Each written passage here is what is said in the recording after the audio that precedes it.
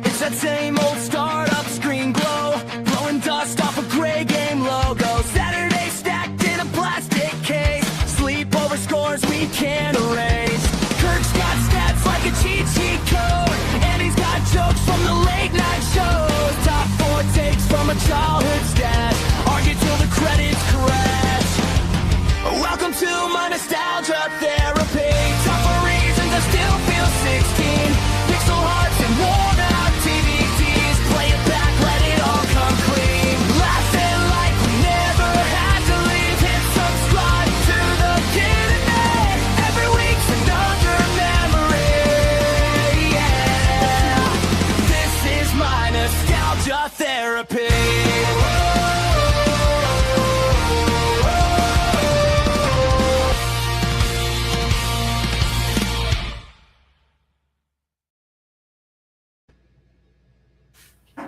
This is the Rushmore Show, where it's all about your top 4 and nothing more. What's up, guys? As you can see, for the moment, I am by myself, and that's okay. If you're coming in the chat, say hello. I see Retro Vault. What's up, Adriana and Skylar? What's up, Isaac? What up, gang? Prime. My family, Bryce, my family, Bryce again. Welcome in. Say hello. We're talking top 4 handhelds of all time. Andy will be in a little bit. He has an event that he's doing, and as soon as he's done, he'll be jumping in. You'll probably see him comment here in a minute or so because he's probably on the way home, and he'll be jumping in once we can. But we have a great lineup for you guys today. 2 of our favorite creators, 1 favorite channel of ours. This is the second time I think they've been on. We had them last year, and we couldn't wait to have them on again. We spent some time at the conventions with them. This past week, we did Southeast Game Exchange, and man, it was such a great time. We had Nerd in the Word service, and that Nerd in the Word service had a record almost 70 people in it. And that video will be dropping soon. I'm working on it right now, and I'll put that message out soon. It was Redemption Isn't Dead. But hey, let's get our guests out here, and we will talk all about the other stuff, handheld games. So today's event, or today's show, is Rushmore of handheld games. Let's get it.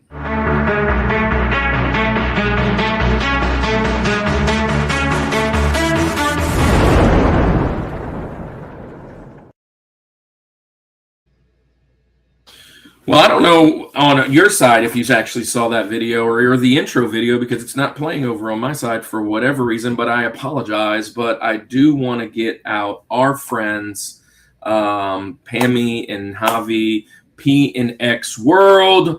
Let's see. Welcome to the show. What's up, guys? Hey, what's up? Hey, man. So we are excited to have you. You guys, I always allow our guests to pick the episode, and we were kind of fumbling around and like, hey, what about handheld games? Which is awesome because we haven't done that yet. We have done Game Boy games, and then we have done a couple different like genres of games, but never actually this one. Oh, Retro Cannon coming on in here. Say hello to everybody. Hello. He just got football. So, hey, so let's talk handheld games. But before we do, tell everybody about your, well, I see some comments. I'm not used to that because Andy's usually doing all that. Bryce, hey, Bryce, hey, Bryce. Yeah, so Bryce, we'll talk in a second. Pammy and Javi, why don't you share your little corner of the internet? You guys are dropping videos all the time. I love it. It is awesome. So tell everybody what you do over at PNX World, and maybe what's the next thing they can find, or like when do you drop videos or stuff like that, and then we'll get started. Yeah, so we just started collecting about should be a little over 2 years ago, and along the way we found a GoPro and we're gonna be out here. We might as well just put the videos out there, and a little bit sparked from the one of the first things that I saw going online when I started collecting is like, oh, you can't find deals. It's pretty hard to collect, and I kind of wanted to see if that was the case and kind of like show people that maybe it is a little harder, but there's some ways that maybe we can all use to kind of like make collecting a little bit easier or fun still. And that's kind of what we do. We just share that journey. We're not experts in gaming. We're not expert collectors. Like we're learning along the way, and sometimes we make mistakes, and sometimes we get some pretty good deals. So right now we get a lot of Siege content coming out from Southeast Game Exchange, and we've been doing a lot of GameStop stuff lately too. But that's because I feel like they've. That's because the Switch 2 dropped. Yeah, but that's also because they've kind of like made a lot of changes because they're changing along with the retro gaming sphere. Right. They've just gave us a lot of content. They're doing a lot of stuff that people are just talking about. So kind of easy to make GameStop content. We also have sometimes. GameStop right by our house. Yes. But we use it a lot. So we do. Well, that's yeah. I enjoy your channel. It is, we try to have a guest or two every week, and in the beginning it was so much easier when there was only like 25 people that actually were a part of like not just the community but that have showed up on our channel. And now it's like everybody's dropping content every day, and it's like, gosh. And then I just miss some sometimes. And so I saw your video today. It dropped, and I went and like I said, I went and commented, and I was like, man, I got to go back and watch that video. But we were both at Siege, right? And or Southeast Game Exchange. And man, it was such a blast, like hanging out with the community. This community is so amazing. It's so welcoming. I have, I'm almost 50 now, and I can't go into these places without, high fives, handshakes, hugs. Hey, take a picture. Let's do this. Let's do that. And both sides. I'm all like, when I ask for it, or when I'm like, hey, you want to do a video or something? Everybody's just like, let's do it. And I'm sure you feel the same way. There's people in the chat. What's up, Kevin? That were there, and you guys have enjoyed the community and maybe the convention this weekend. Oh yeah, absolutely. I think because Southeast Exchange was our first con. Yeah, and we fell in love not just with Southeast Game Exchange, but just conventions as a whole. Because Austin does a great job. He does a great job. This year was just like twice as big, twice as crazy. So Austin was also the first person to invite us as media and not just like a guest to pay for. So we feel like very, loyal to his con. Listen, I told them once, like, kind of starstruck the idea that we were even considered to be one this week, and it was like, really? Okay, I put in for it or whatever, and it was like, sweet. So yeah, we didn't find out the first time he applied for media. I was like kind of freaking out. I'm like, so back to like when we started this, Javi told me he's interested in doing this, and he's always been a little bit of an introvert, and I wanted him to like do something that he was passionate about aside from like web development and like our child.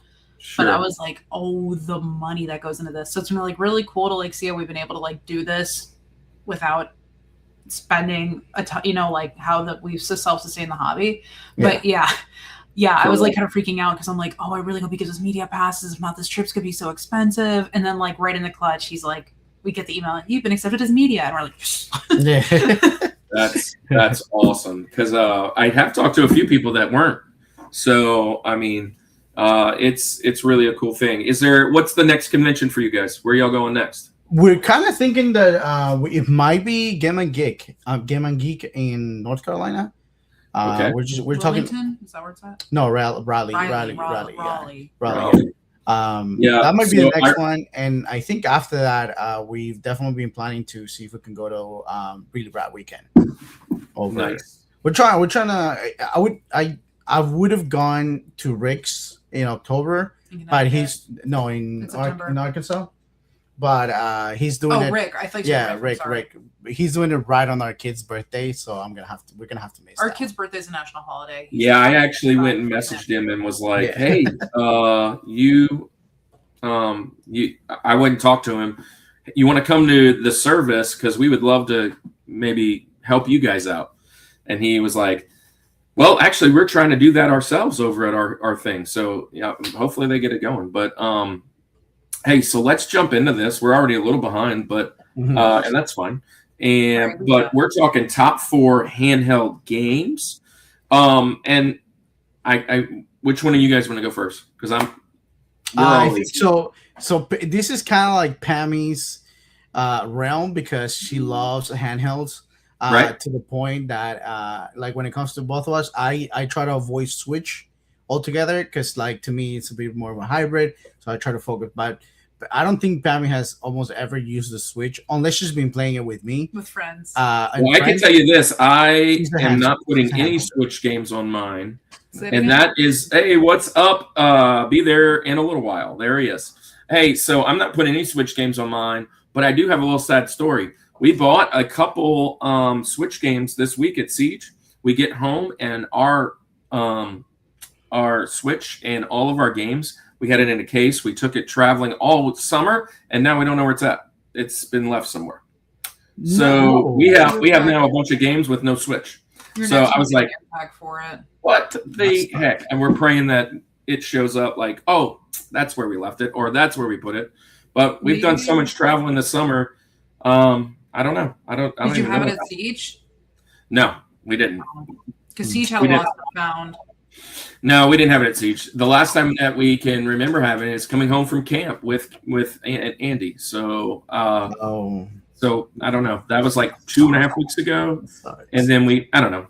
But let's get into this. So, so Pammy, you're up, and yeah, you'll go first.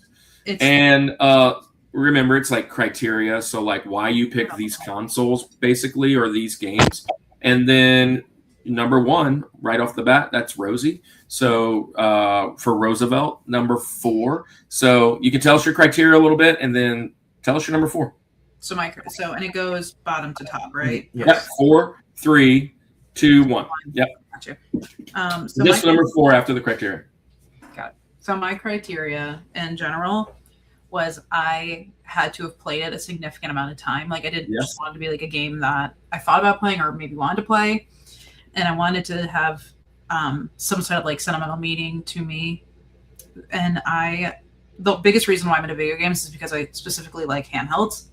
So I felt like out of all the topics I could talk about, it would definitely be this one. But number 4 for me would be Guitar Hero for the DS. Wow, Guitar Hero. I don't want haters. I don't want haters in the comments. I know no, we're not gonna have any haters. Is that the one with the little? Yeah. Yep, that's the one with it. She still has it. I actually have that one. We have it too. I don't know that I've ever played it, and I don't know where it came from. But yeah, somebody donated it to me, I guess, or gave it to me. I don't know where it came from, but yeah, I have this one. Yeah, I have the same one, but mine's not in box because mine's like I got it at GameStop loose when I was like 15 or something. And I mean, I don't know how I got the hours I put into that game were probably astronomical because I didn't drive. I was still like a child more or less, and I'd be like driving with my parents. I'd be like in the back, and my dad would be like, I honestly, I don't know if I've ever even hooked it up. It is so fun. Okay. Yeah. And the DS Lite, the DS. So when we started collecting, I remember that we had grabbed some of her video gaming stuff from when we moved, from when she lived in South Florida to when we moved to Orlando, and I remember that we had brought that into Georgia when we moved here. So I was like, oh, let me go grab all your video game stuff. So a lot of our retro stuff, like our oldest system that was owned by its buyer, it's hers Game Boy. Nice, nice. So, and the same thing, the DS Lite, that's our DS Lite, and it has the Guitar Hero thing. Not my play-in value stuff. And yeah, so and that was one of the first things that you bought yourself. Yeah. Yeah, so that's why a lot of the Well, games are loose and stuff like that. Yeah. Either with Yeah, so that's what I was kind of thinking. I'm like, man, I'm gonna have to replace some of these games. I'm just gonna be looking for them for loose. I'm gonna be like scouring to find them loose, but for some of the games that I misplaced. But it collecting nowadays is different than back then. But like when I was a kid, like there were only a few people, and actually one of them is in the chat. Sims KC, that's my buddy Kevin, that actually like collected for collections, right? We were like, you'd buy a game to play it, and then if you didn't like it, you get rid of the box or whatever. And as far as I remember, nobody ever really collected to collect. Now, like seeing what went down in that convention center this week, it's like the most games I've ever seen in one spot in my life. I mean, there's just so much, right? And it's just really cool. But yeah, that's a pretty cool game. Yeah, I like you have a complete in box. That's sick. Expect Pammy's picks to be very Pammy. Yeah, that's okay. That's perfect. That's what it's very Rushmore. Yeah. Hey, I do want to say some hellos. Crazy Lady B, that's Bethany. Hopefully Bethany and her husband James will come on, do sad songs. We're trying to get that together. But Prime says hello to PNX, and Prime says Sonic 1 Game Gear, Super Mario Land 1 Game Boy. That's a fun one. Chips Challenge Atari Lynx. That's, dude, I love the Lynx, but honestly, the only person I ever knew that had one was Kevin. And then Super Mario Brothers Game & Watch. That's fun stuff. Crazy Lady says my dad would have loved that. That's for the game. Yeah. And then Patrick, what's up, man? I have it too, but didn't play it too much, said Kevin. The game I'm going to hate. Bethany says I'm going to hate. Just kidding. But Bethany, thanks for being here. And everybody else. All right. I love this pick. I love Guitar Hero in general. I always love the drum part, though, which is probably one of the reasons I haven't played this, because it's mainly guitar. That's what people are saying. It's only guitar. I love the drum part. Because I always wanted to play drums, but anyways, you play drums? Mm-hmm. I played drums when I was like teen and stuff. No, Andy's a drummer. You wouldn't believe he's actually a drummer. He's very Javi, you wouldn't believe how many people. So we've now probably eclipsed like 140 guests that have joined us here and there over the course of almost 250 shows. I would say in the neighborhood of 30 different people have said, "Yeah, I'm a drummer." Yeah, there's a lot of musical people. Hand-eye. It's so many people play drums. It's crazy. Yeah, it's pretty awesome, and we always talk about it. But yeah, we did a Rushmore on drums once, and we had a really big like conversation. But Javi, you're up, man. What's your criteria? What were you thinking when you put handhelds together? I know it's not necessarily your space, but tell us about it. Yeah, so first thing, I try to really avoid to make it very Pokemon heavy, because I could just pick a Pokemon game for every handheld, and then that'd be the list. So I try to make it a little more fun. Hold on to your seats, because Andy's on his way, and so I'm assuming. Yeah, I'm assuming. I try to make it kind of like games that were like, to me, very defining for the console, and like at the end of the day, just games that I really have like. I'm when it comes to this hobby, I'm very much about vivid memories, because that's the thing that really got me into this. Like when I first saw that SNES box, and it just brought memories back. So I always go with that. So all of these games are like very meaningful to me, not just the fact that they're at the end of the day, they're great games too. But like I said, I'm not doing any Switch because it, to me, is a very hybrid console. So I wanted to keep it to just like very, very handheld only devices. So my fourth one, it's gonna be Wario Land 2. Ooh, good pick. Tell us about it. Because I just remember playing that game and the whole move that he has. like there's a point where like if he gets lit up on fire, he starts like running like crazy from side to side, and then he turns into like a little flamey guy and stuff like that and stuff like. And then I was looking like a little bit of gameplay to be like, because I wanted to make sure if it was Wonderland 2 or Wonderland 3 that I remember playing. And the moment that I saw the little fire animation, I was like, oh yeah, this is it. This is the one. Because he kind of does like little move in all the games where he like kind of like charges up his shoulder and starts cracking stuff up. But that whole flamey thing and stuff, like just like that just immediately sparked that memory of like, yeah, this is the game I played. And I remember that I remember that aside from like, like I said, Pokemon, like that was one of the games that was very imprinted in my childhood, me playing Game Boy, traveling around with my little travel cases and stuff, my little Atomic Purple, and just playing, handheld in the car, wasting batteries with a little warm light. So yeah, that's it right there. I was waiting for somebody to talk about it. The batteries, right? The batteries, that's changed the game nowadays, with the actual rechargeable, how long the rechargeable batteries last, and how like with the docks and all the different kind of charging cables. Back in the day, it was like you were carrying like a case of batteries, right? But I love this game. This is a fun game. I have played this one. It's anything Mario is always high up the list, and this is one of the better ones. Pammy, did you play this? Yeah. And I actually went out of my way to not pick a Mario game.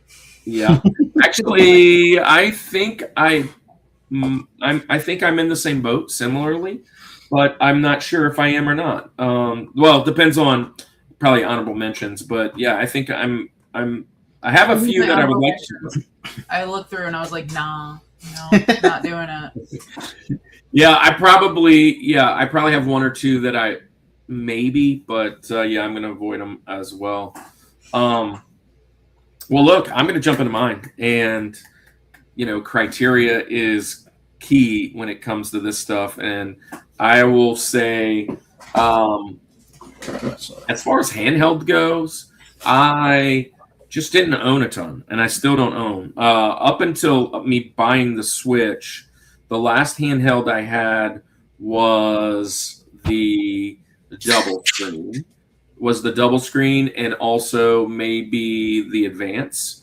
I have played a little bit of some other stuff on my emulator system, but not a whole ton. And usually I go right to a game that I've seen was recommended or was really good. So I'm not going to jump in and kind of do too many games that are outside games I haven't played. And we love nostalgia. We love iconic and that kind of stuff. I probably have a little bit of a story or so for my my picks. So my first one, if you were here for Game Boy, which I think Bryce actually was the guest. Bryce was our Game Boy guest. Yep. This game was the most important game to me as far as family goes, as far as my dad. Yeah, Game Boy is the best. Yes, I agree. But as far as my dad, this is the only game that I can really remember my dad ever playing, and it is the original Game Boy's version of Tetris. And Tetris to me is just timeless. It's something that they redo it a million times. Tetris Attack, Tetris this, Tetris that. It doesn't matter. You can download it probably on every phone known to man nowadays, and it's just the same. It's so simple. They made a ton of money off of a simple game, and it's been mimicked a million times. But it's a game that every age could play.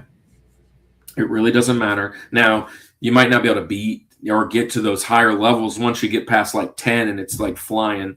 But I will say my number 4, starting off real easy, really the attachment to me is as a kid, I remember I would walk into my living room and I'd be like looking for the Game Boy.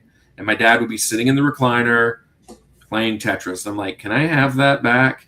And so the only time I ever had to like ask to play my games because somebody else was playing them. It's just a really good memory for me. So this version is probably not the best Tetris ever, but it is still my favorite. So I'm going to go Tetris for the original Game Boy. And I don't actually have a copy of this. I think I lost it. I don't know. I don't know where. I think this is one of those games like my mom or my mom gave away a lot of my stuff. Moms do that. And I only have a few of mine, but I don't have this one. It's probably a game I should pick up at one of these conventions, but You most certainly should. but yeah, it's yeah. I don't actually own an original Game Boy anymore. Retro Vault's too busy buying them all, right? That's what they do. But yeah, do y'all like Tetris? I mean, it's an iconic game, like you said. Like I think it's one of those, like, people say like a defining moment in history. Like it's almost like a canon event. Like if anybody out there has not seen both the movie that Apple made and gaming historians little, like, I think it's like a 3-part or something. It's like it's split up in 3 parts. Like little documentary about it. It is amazing. It is great, just learning the history of it.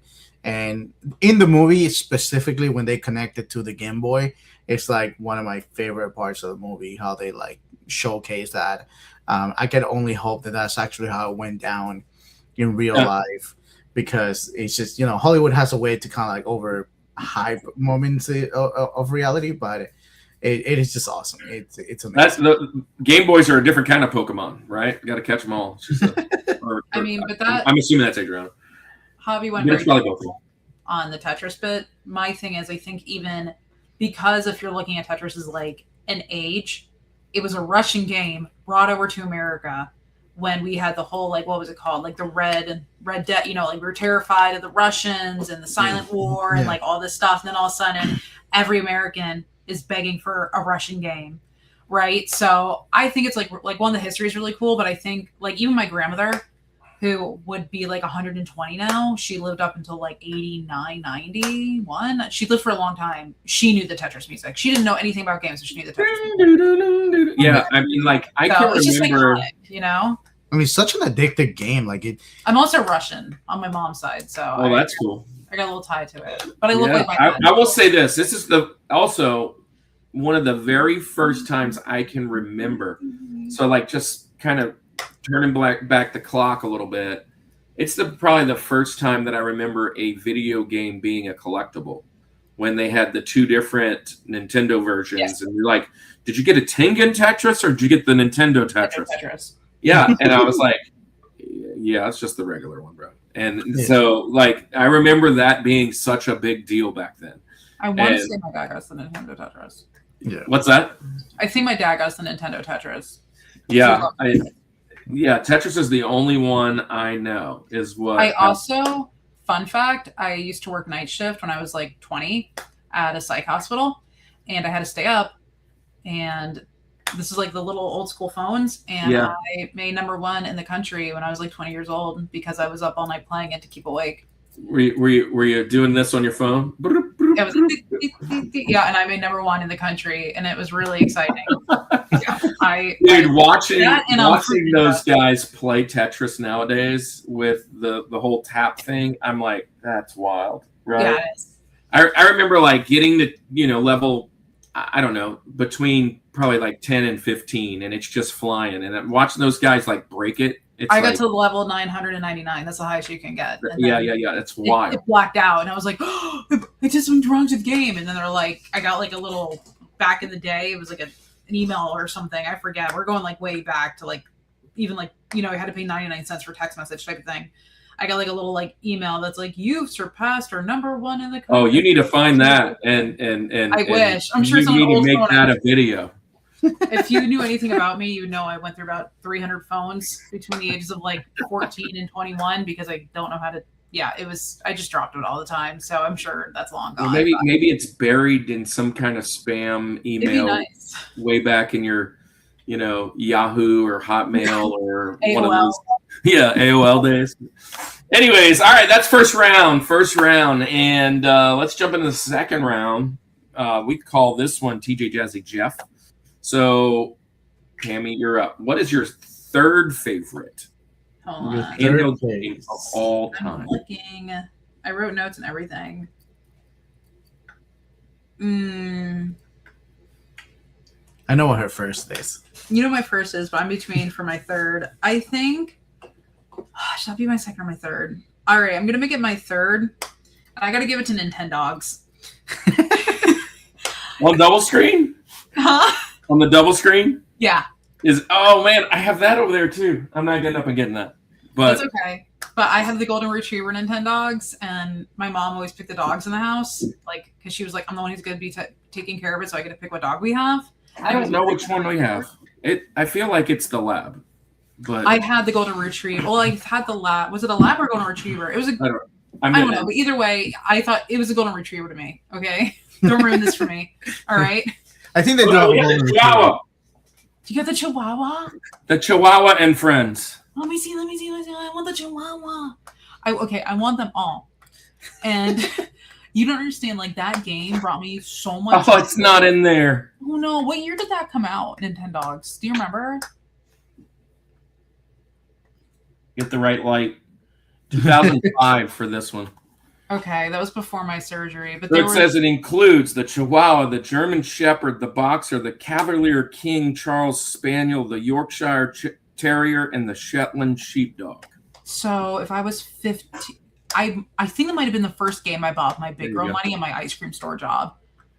And they only had the little blonde one. And I know the amount. I would not let my brother touch that game. My brother's 2 years younger than me. He couldn't touch it. I didn't want to ruin my Nintendogs. Like the hours I put into that game are probably insufferable. And my mom's like, "Why don't you watch a real dog?" And I'm like, "Because that's your dog. Because if you want to play that game, that's yours, dog." But I'll be honest. I never probably have even put this in the system. That's really. We had the double screen. My daughter, who just got married, she was born in 2000, so she's 26. Yeah, my brother's 25. So this was her game, and so and several of these, like Fashion Designer and Cooking Mama and all these other girl games that we have. We have a lot of girl games this. Hey, they perfected Tamagotchi, man. Yeah, this is cool. These are all hers, so I honestly have never played that. I should probably send this to her. Oh, that's crazy. Look at the subscribe Nintendo Power. No, it's okay. We own a Chihuahua. We got Chihuahuas, so. And there's your little pen if you want to. There's the pen to put it in. Oh. Ain't that something? Yep. I want all the Nintendogs. And now you get nothing. I want to collect Nintendogs. I have to. Well, you can have a case. Thank you. I appreciate it. I maybe find the game for it. Might cost you a little less. Yeah, not that it cost you a lot for that game, anyways. But Nintendogs. I don't know. It might be rare. How rare are those? Sometimes some of the Nintendogs. Say that again. How rare are the Nintendogs? It depends on which one you want. They're probably. Not she keeps trying to. I don't know if they have different covers or there's actually different versions. I never played it. So I can tell you on the front of this is a $29.99 new sticker. Nice. I'm pretty sure that was the first game I bought with like my big girl money from either. I do think there's different covers for it. So there's different dogs. There's different dogs. Yeah. So that's awesome. Well, sorry, Nintendogs.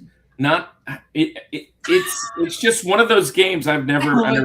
I remember watching her play it and making him bark and all that stuff. But it's like a Tamagotchi, but like with better graphics. Exactly. There's a game for every gamer.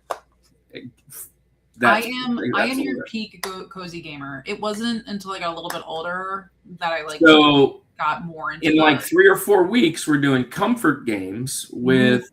We're doing comfort games with Retro Beard, Pixel Parts, and RNG. Love it, love it, and RNG. That's gonna be iconic. Okay. And so this would be a comfort game, I'm sure, for somebody. Oh, it's a comfort game for me. Like that's the show we should have been. I almost exclusively comfy game to the point where when we first started this hobby, he's like, "But you do like games." Pammy's gonna bring the pre-comfy games to the season. I'm the original cozy gamer. I would sit in my room and just like feed my dog. Which is why she loves handhelds. I love handhelds. Leave me alone. Yeah, I do like. I really. Yeah, I'm gonna have to replace the Switch. Now it just gives me a reason to switch too. Because I really love just like sitting on the couch and vegging out for a little bit and just doing nothing and playing games. Yeah. But all right, well, Javi, what is number? All right, so I'm gonna go a little modern for this one, or at least as modern as you can go with handhelds, not counting the Switch. And this one was kind of easy to put on the third place, but just because it can beat the other ones. So it was an easy one, and mainly because it brought me back to handhelds. And not only brought me back to handhelds, but it also brought me back to Pokemon. And it was a gift from Pammy for my birthday. That started this. During a hurricane. So she got me a little 2DS, the blue and black one with Mario Kart, with Pokemon Sun. So that's going to be my third one, Pokemon Sun. Now, you're going to have to tell me about this because I have played like one Pokemon game in my life. Yeah. So Andy is a Pokemon guy. He would probably love this. Yeah, I remember. So Pokemon Sun, I really got back into Pokemon with Pokemon Go, and then from there, it kind of like. That's the one Pokemon game I've played. Yeah, I love Pokemon Go, man. So for Pokemon Go, I started like thinking about like the older games and the older form, the original Pokemon way up in Pokemon. And I was like, and then I started looking, then these new Pokemon games gonna come out and stuff. And I started reading about it. It will come out around my birthday. I was like, oh man, I want to get back into it. And I played Pokemon Sun. I remember we were like at her parents' house.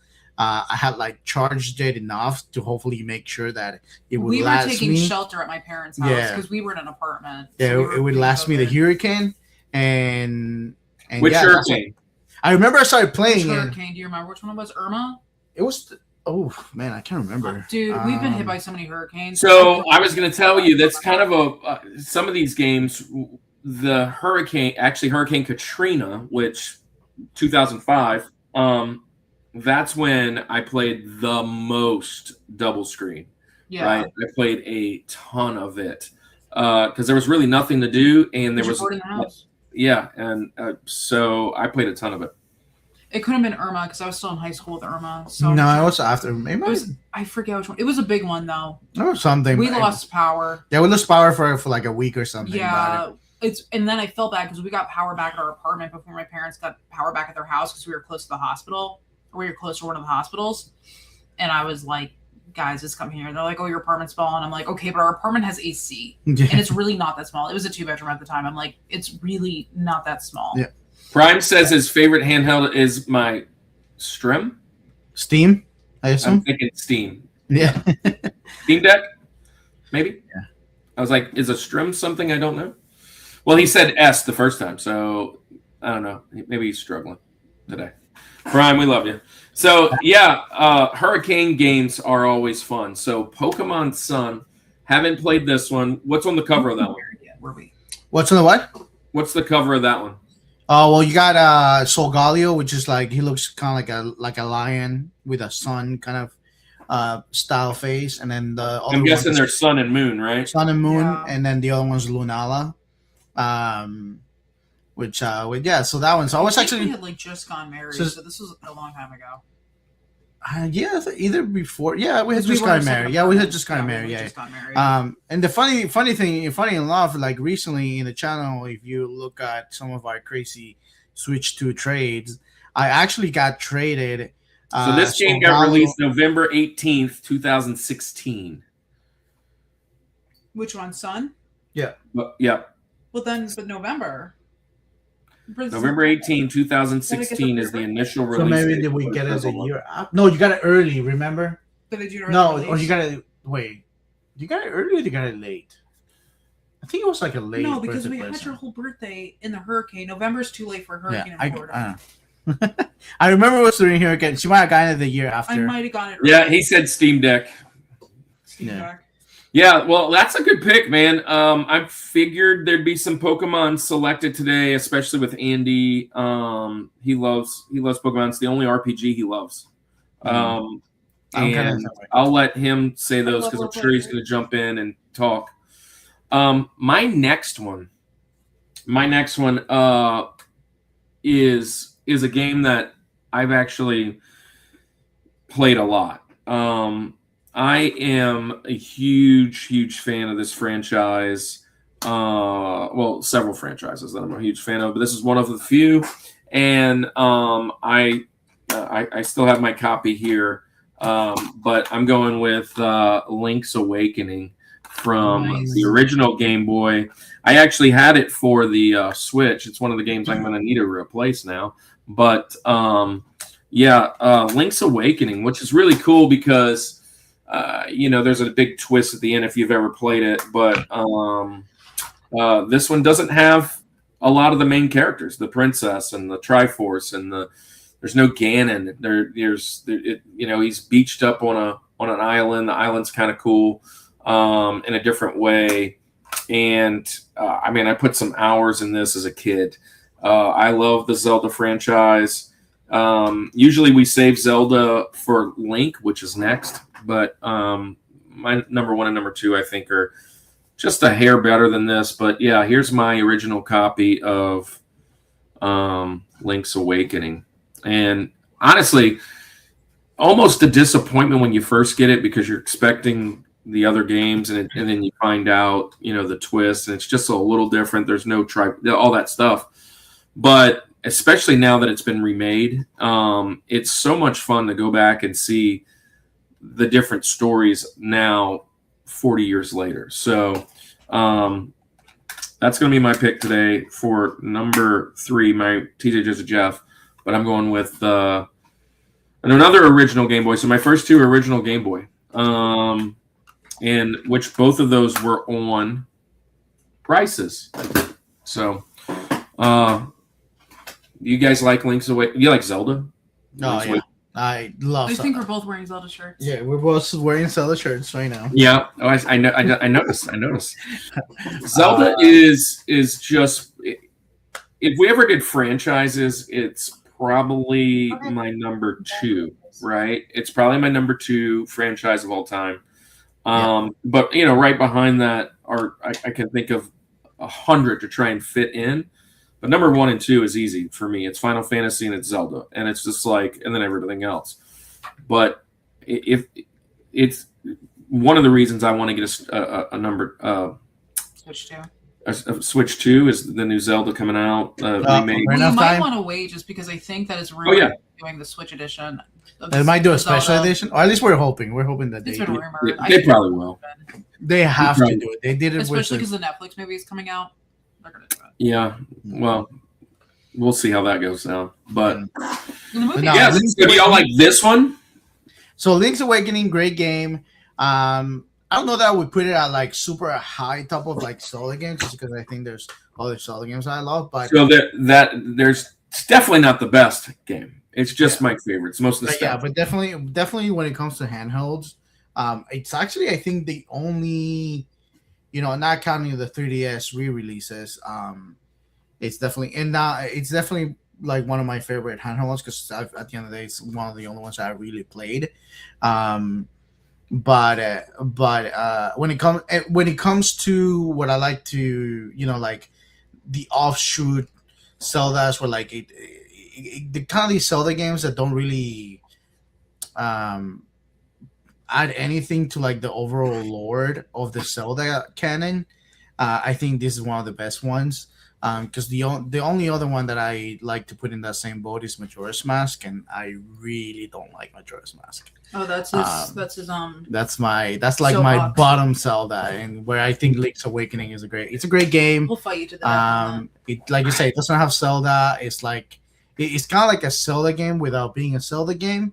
And when it comes to those, I think Link's Awakening is way better than Majora's Mask. Yeah, Majora's Mask is, well, both of these are very polarizing. That's the word. Yeah. But I'm not a big 64 guy, right? So that's also Andy's realm. you know, I was in the PlayStation neighborhood at that time, and then I leapfrogged 64 to GameCube, and I've gone back to play those, but unfortunately, unless you are someone who loved the 64 as a kid, they don't all measure up anymore. And so that's another reason I'm like, I can't wait to play a newer Ocarina. I've played it. I love it. I mean, it's a good game. It's one of the better ones, of course, and a lot of people that have that nostalgia tie will say it's the best. But Majora's always kind of gets on that side note, and similarly with this. So that you make a good point there. Mm-hmm. Yeah, Well, I'm excited to see what happens with like because I can only assume that they're also gonna remake Majora's Mask, and I'm interested to see what happens with those two re-releases in terms of like audience, especially if they fix all the the bugs that there's not a ton of bugs, but like if they do that, and it was already a great game, I mean, I can't imagine it not being even better. Yeah. So, man, good stuff. All right, well, that's our first half of the mountain, and we will let me just do a couple commercials real quick. We will share. So, if you guys are new around here, this is the Rushmore Show. We also do a ministry. That ministry really was impacted this week tremendously at the Southeast Game Exchange. I don't have my book right here with me, but I usually show this book, and it's a directory of coalition Christian creators. And if you are a Christian creator or you know someone that plays nerdy content, you could be on that too. It's something that we hand out at conventions when people ask. I only had one copy that I brought with me to Siege, and it's still packed away. I forgot to grab it. But you can find it at rushmore.reboot.weebly.com. That is right, and I'll put up right here in a second. Okay, where did they switch it to? Oh, it's on this page. So you can click this this QR code, if you will. I'm right here. And if you click the QR code, that'll bring you right to the website. When Andy gets here, well, he usually is the one that kind of brings it up. But we also are doing a devotional. I'll just grab this one devotional. This is a good friend of ours, Tony. They put this together at Nerd of Godcast. And it's all video game and nerdy different devotions. Both Andy and I are writing a devotional. This week's has not dropped because of Siege. Hopefully I'll have it out tomorrow. But I think I'm on week 26. And that is 25 straight weeks of 7 days a week of a devotion that's out there that you can kind of follow along with your family, especially if you have young kids. It's really good for them. It's very... it's trying to teach different parts of the Bible, different scriptures of the Bible, and different themes of the Bible. So if you follow along, you'll learn a lot there. Andy also has one that he's working on. It's called The Bible is Metal. The Bible is Metal because he wrote it because he always heard that people said that the Bible's boring, and he's sharing some of the most metal or cool or awesome stories in the Word. And that's really awesome. Southeast Game Exchange was great, but the next one that we're going to is right here, Louisiana RetroCon. This is my shirt from, what is that, 25? Is that what it says? No, 23. My goodness. This is the 23 shirt. But we are going to be at Louisiana RetroCon not this weekend, but next weekend. And that's our next convention. And I will be preaching, wouldn't you know it, on Pokemon. And I've never really played a ton of the games, but I do know a ton of Pokemon because my son collects it. We watch the cartoon. I just don't really play that much. I do the Pokemon Go, but I'll be preaching on Pokemon this week, or next weekend. So if you join on over to Louisiana RetroCon, and you'll be able to see that. Oh man, this is amazing. Thank you. Bryce, you're amazing. A member for 9 months. So awesome. But since you're a member for 9 months, Bryce, let's share your stuff right now. If you want to be a member, it's really cheap, and it just helps us get to the conventions. And what we'll do is we'll make a simple video just for you, for your content, if you'd like us to. Sometimes people want to join in and just help the cause and be more anonymous, and that's fine too. So if you do, you'll get one of these amazing videos.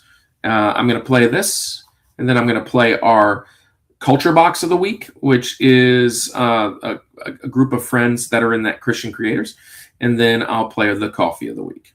Let's get it. Bryce JW is a full-time content creator, collector, and streamer, spreading kindness one video at a time. From epic Geometry Dash runs and Nintendo streams to game hunting vlogs and podcasts, Bryce leads the Anime Armada, a welcoming, positive community for gamers and geeks of all kinds. No hate, just heart.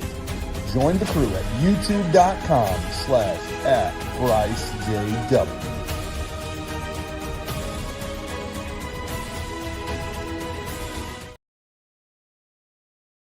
Real quick question. Bryce, Religious Fanboy, you guys that may be on the main side, did y'all see that video?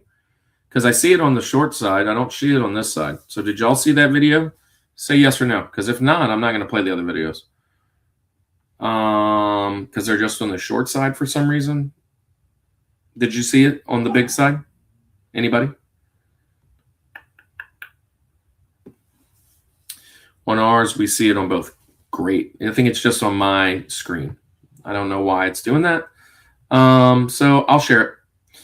So this is our Culture Box of the Week.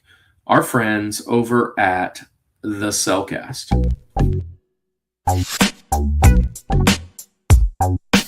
The Cellcast hosts Jacob and Drew review animated movies and TV shows, discussing what they appreciate about the medium in whatever form it takes, whether it's a traditional hand-drawn animated movie, claymation shorts, or a 3D CGI series. Check out some animated reviews when you subscribe to The Cellcast at thecellcast.podbean.com. And don't forget, Cell is spelled with a C and a single L at thecellcast.podbean.com. Let's face it, at-home coffee can be pretty stale. Coffee at home doesn't have to be boring. The Village Coffee is here to deliver the flavor. The Village Coffee roasts coffee every week and sells online. Go to villagebeans.com to order your coffee today and use discount code Rushmore for free shipping. So use Rushmore for free shipping. That's our friend over at the Village Coffee. They have a bunch of great stuff. They got cold brew. They got all kinds of really stuff. Go check out that and let them know that we sent you. If you use the Rushmore, you get it for free, and that's just amazing because getting a great coffee at a good price is definitely makes my day go better. Tell Cade we said hello. We're actually trying to get a Rushmore blend, so hopefully that happens. Whoa, with a 5-bomb. Bryce, you didn't have to do that, dude, but thanks. That's going to go right towards the ministry and getting us to the next convention. We love you, man. Let me see who actually is getting those. Because if I log in to the channel, I can see who actually received those, which is cool. So while I'm doing that, of course you wanted to. Thanks, man. Thanks for being in the service as well. That means more than you know, man. Well, let's get back into this, and I'll share who Bryce gave memberships to. But let's get our friends Pammy and Javi back out here. All right, man. So Pammy, you're up. This is Link. This is a softball pitch if you're a Zelda person. I skipped it this time because of the two other ones I just think are much better games and much more favorite games of mine. So, what's your number 2 on the list? Ooh. Tough. Okay. I'm gonna do. So this is Nightmare Before Christmas, the Pumpkin King for Game Boy Advance. Nightmare Before Christmas, the Pumpkin King, Game Boy Advance. I didn't even know this was a game. I said Pammy's list was going to be very Pammy, but this is actually a bit of a.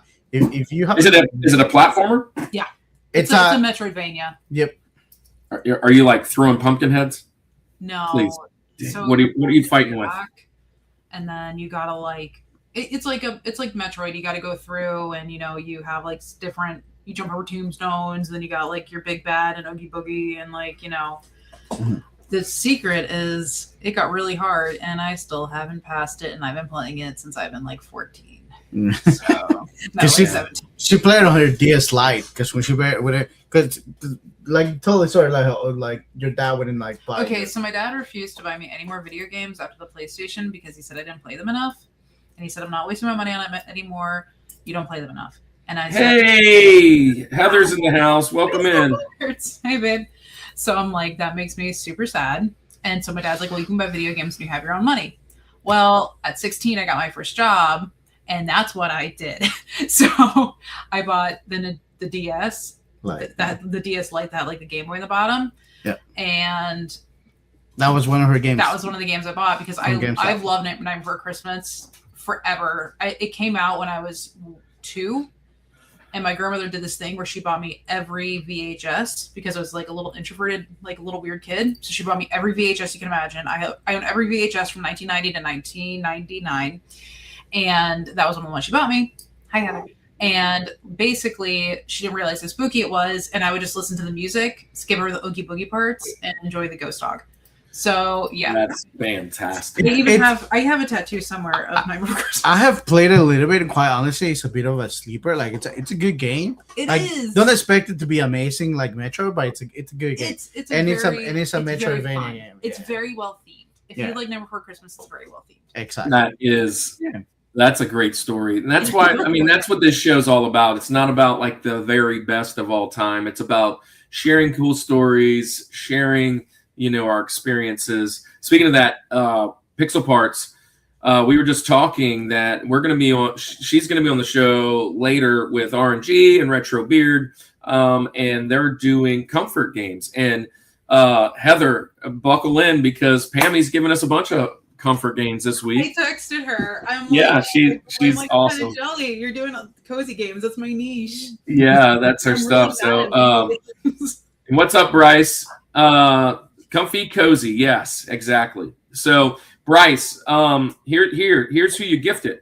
Trapo Colo, Desert Coliseum, Kiera Creations, Troy 8302, and Griffin Gamer 8072. Hopefully you guys, you're welcome. I'm Bryce. PNX, y'all's room is awesome, he said. Thank you, Bryce. Yeah. There's all kinds of really good goodies going on. It's only getting more and more unhinged to the point where Javi, what is your next one? All right, get ready, because you know what's coming. Link's Awakening. It's my third. Wait, second. So sorry, my second. I'm used to Handy being here because he would drop our favorite little video. Exactly. Yeah. But give me a second. Here it is.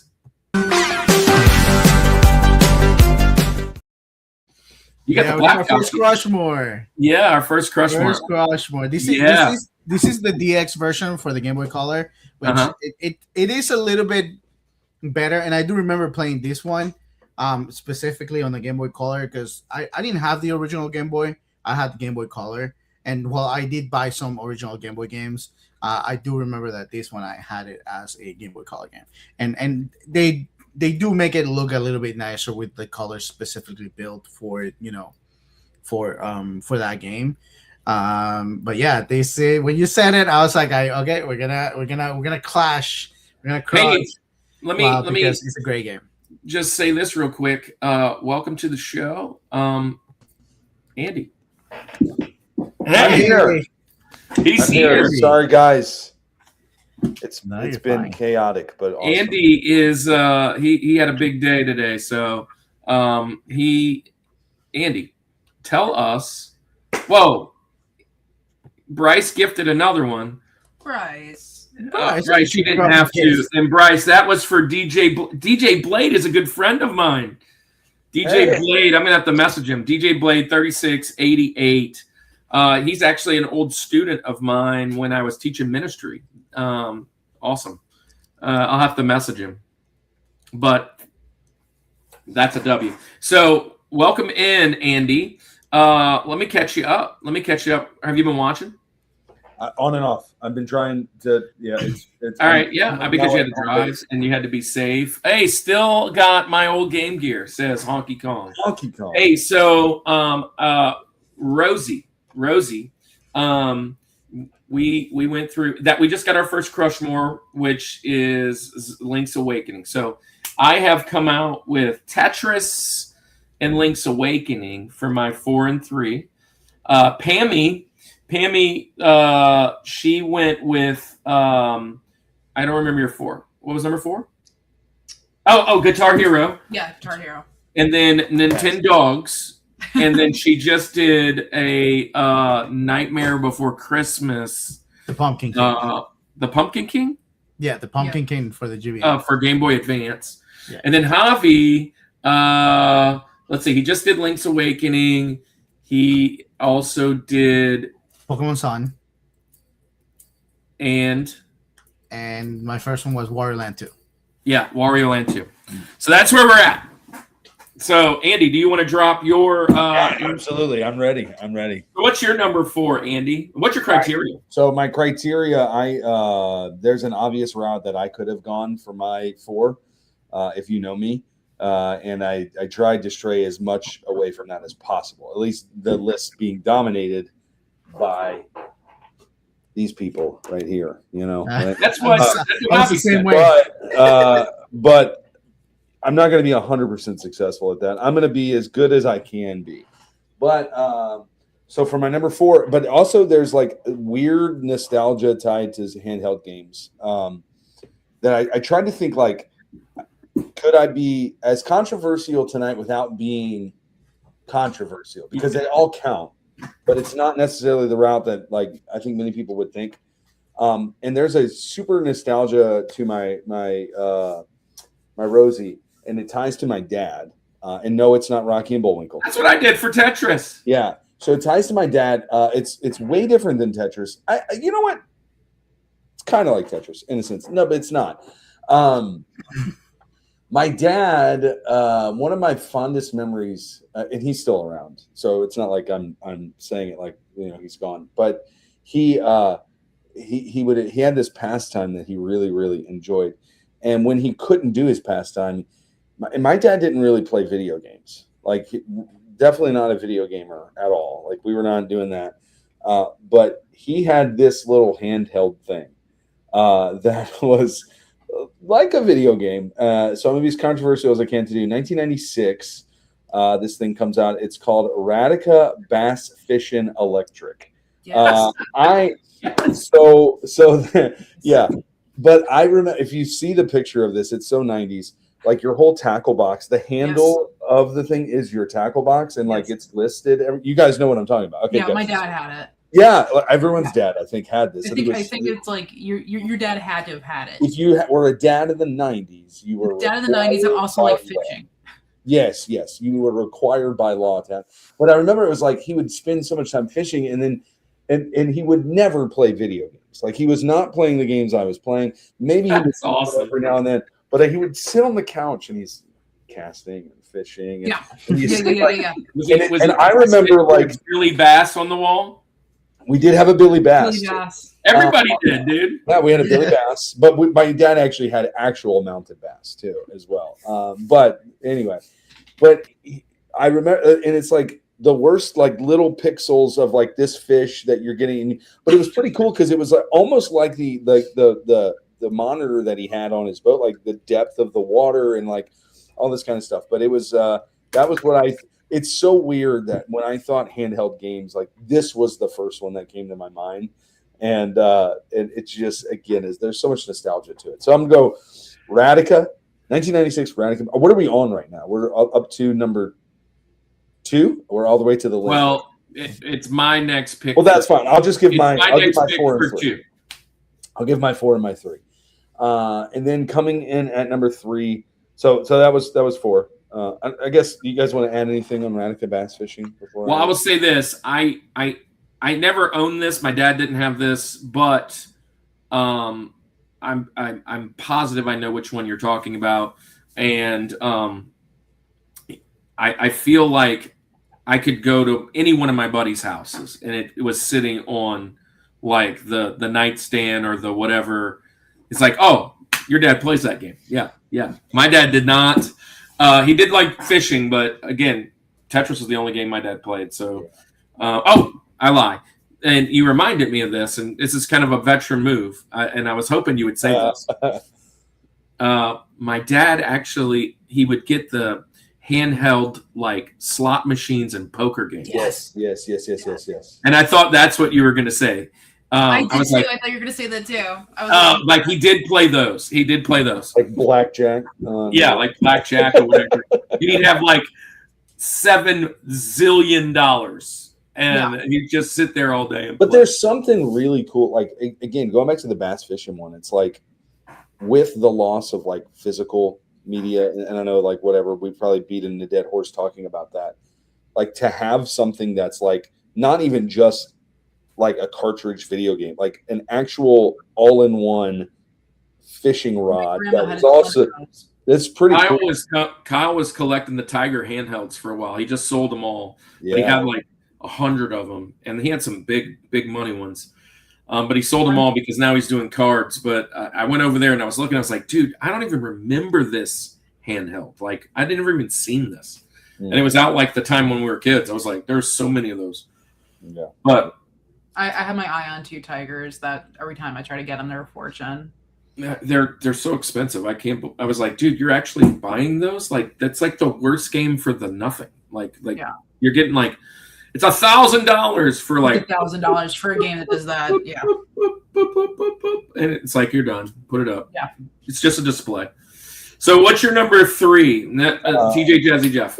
So I moved back to my old stomping grounds, which is where I'm at right now. And there's nostalgia. Every time I drive around here, in my head, I think of one. Kirk, you'll understand this. 106.7 The End. I just think of that. There was the alternative rock station down in New Orleans. And if the weather was bad enough, like on the North Shore, you would catch it sometimes or whatever. Yes. But yes, anyway, it does, Briar. Absolutely. Yes, absolutely does count, Tamagotchi. But or you could just use this, right? Nintendogs. Yeah. So there's a lot of nostalgia that ties to it. And one of the nostalgia, again, like maybe 10 minutes from where I live right now, is where I went to preschool. And it's no longer there.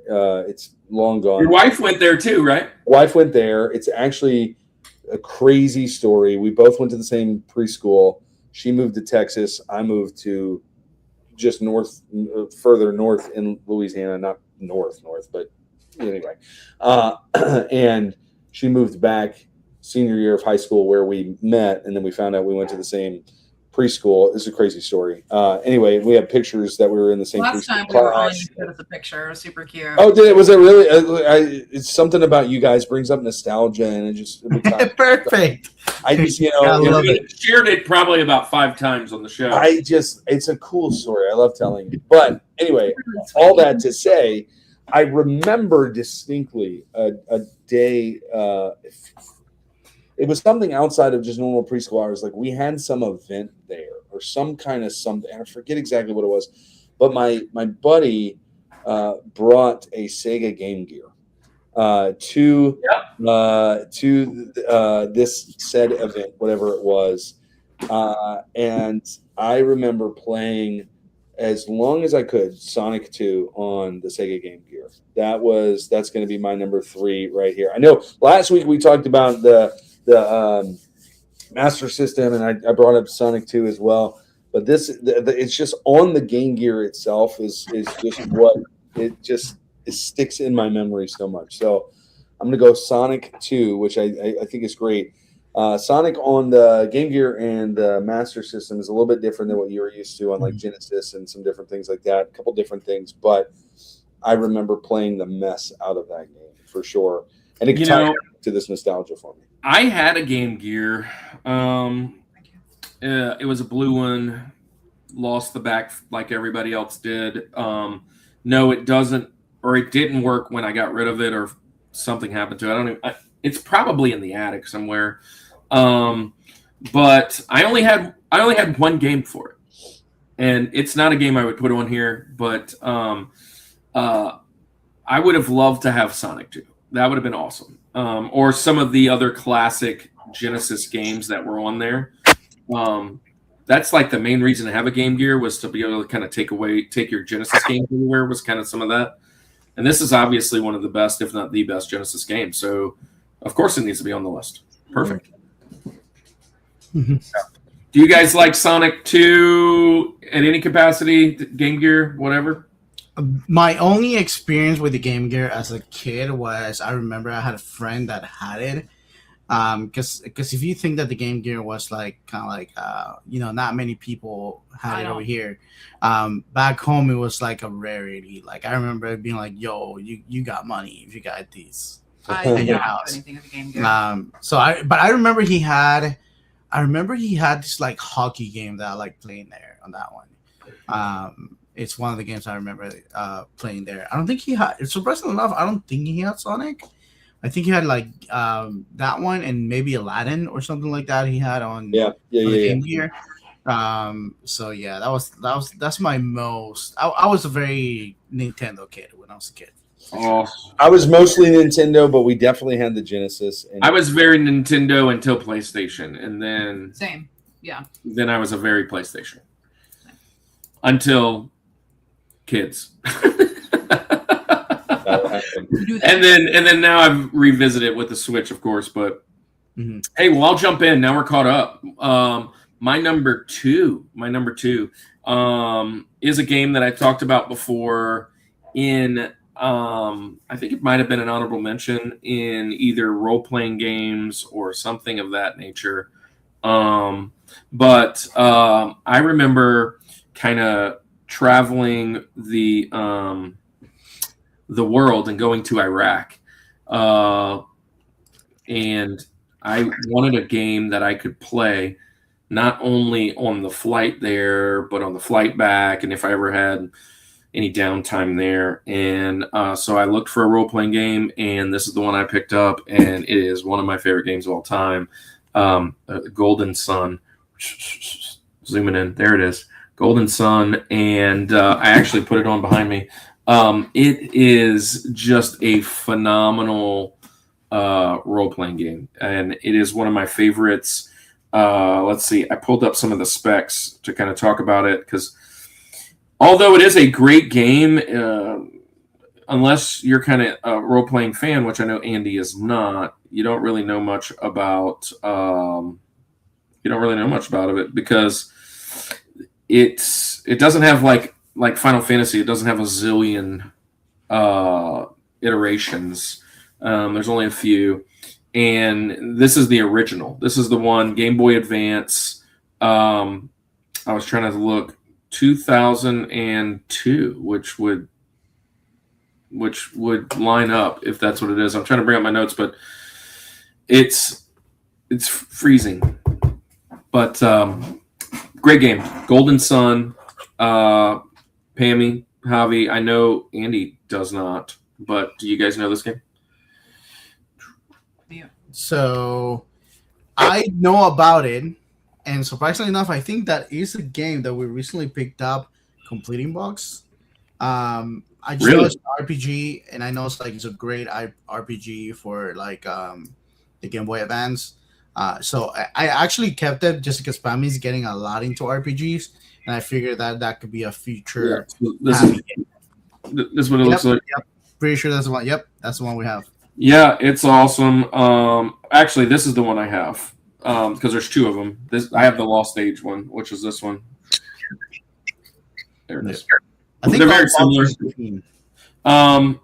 I love both of them actually, but the Lost Stage is the one that I have, and then it's just it's a whole lot to me. It's a whole lot like what's up, Mariano? Sorry, I didn't see you over there.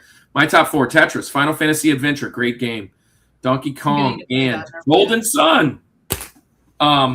So great stuff. Andy, tell me about Golden Sun. Well, I know that I don't know it.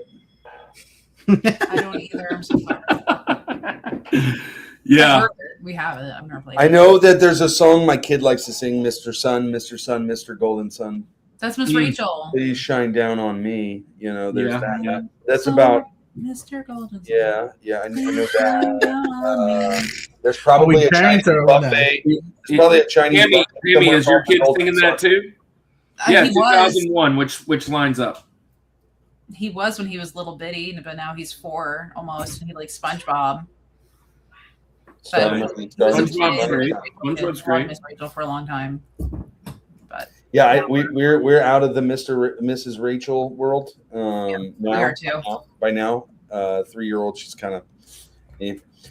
She actually, believe it or not, I just downloaded Scholastic. There's an app there. Yeah. It has like Magic School Bus and Clifford. He loves Magic School Bus. She loves Clifford right now. I'm like, oh, I love them. I love both of those. I'm here for it. So the thing with our son is he really likes high stim stuff. We try to be like, all right, dudes, like try to calm down a little bit. He likes Gullah Gullah Island. He likes Clifford. He likes Little Bear. Oh, good. Like we try to especially towards the night, I try to give him more chill things because this kid literally he's watched so much SpongeBob. It's gotten me to a point where I don't always. I'm like, okay, that's a lot of sponge. No, I don't know if we're learning anything. Right? I feel like that. Like if I were having a hard time going to sleep, I could just throw on. What was the one you just said? The bear. Anyway, Little Bear. Oh, Little Bear. It's so calming. So soothing. The way that they talk, I'm like, man, I just. Well, I read him I have the original book from 1964 or something, and he has no bandwidth for it. He's like, we could watch the show, and I'm like, yeah, okay, you're right. We're trying to emulate our childhood with him a little bit, I guess. Don't blame you. Yeah, because I feel like in a way, the good thing that we're a little lucky about is the fact that technology grew with us, right? It's not like right now where technology is where it is. So ahead of these kids. It's so ahead of time, right? So I think it was lucky for us that we grew along with technology. So whenever he starts gaming, he's gonna have to start with the NES. Come on, I'm sorry, but and then no he can, Roblox, and then he can grow from there. It's funny. I try to put my kids on the 64, and hopefully Kevin's not here. But they just don't understand that you don't move the controller. I bought Mario Kart thinking, oh, yeah, my kids will definitely enjoy Mario Kart, right? It's the controller. They can't figure it out. They're so used to. I do that anyway. It doesn't matter when I'm playing. Yeah. I think we all did that, right? Yeah, but even if except for Andy. He's high thinking. I was always, I knew everything. Yeah, but I'll be by myself and I'm doing this with the Switch. And I'm like, what? I don't. That's hilarious. Andy. Link. All right. Am I back? Is it back to me now? Sweet. Yep. Awesome.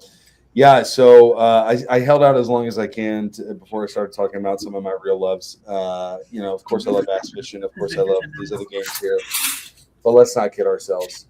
My number 2, my link, is actually going to be, I'm assuming Pixel Parts, it's going to be a Rushmore here because of one you said, and it's not Final Fantasy, and it's not Golden Sun, so you can kind of narrow it down. I'm going the OG Donkey Kong for the Game Boy.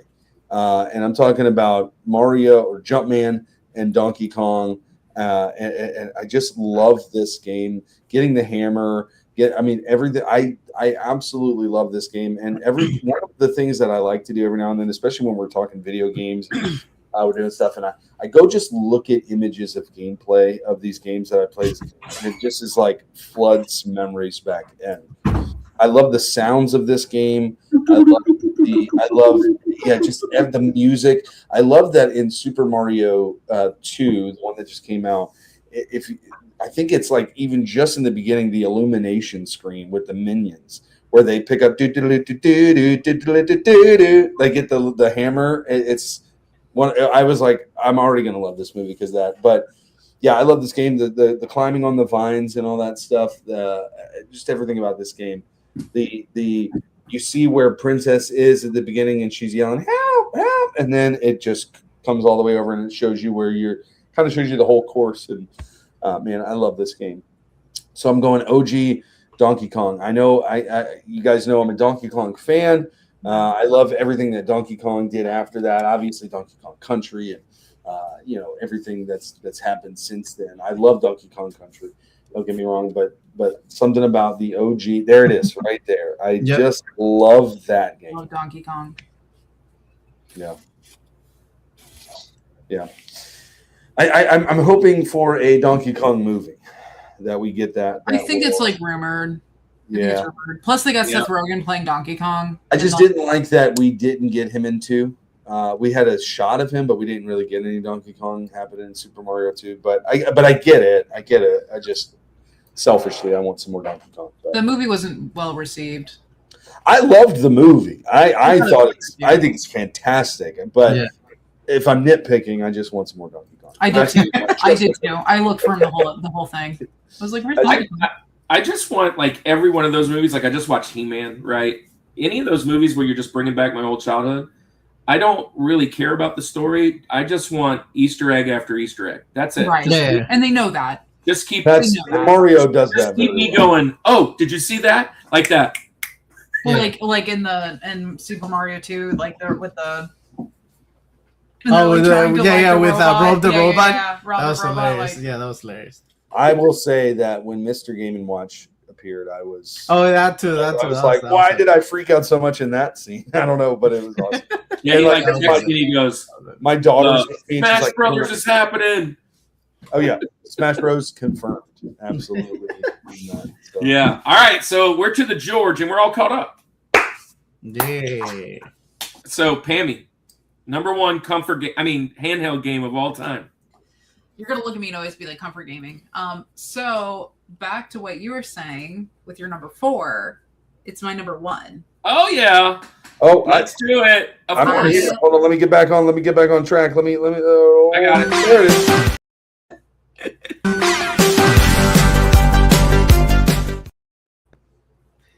So I love Tetris to infinity beyond. Because you're Russian. Yes, on my mother's side. And I actually our name was actually shortened at some point when we came to America. We're not sure when because we've never researched that much, but at some point my mother's maiden name was shortened.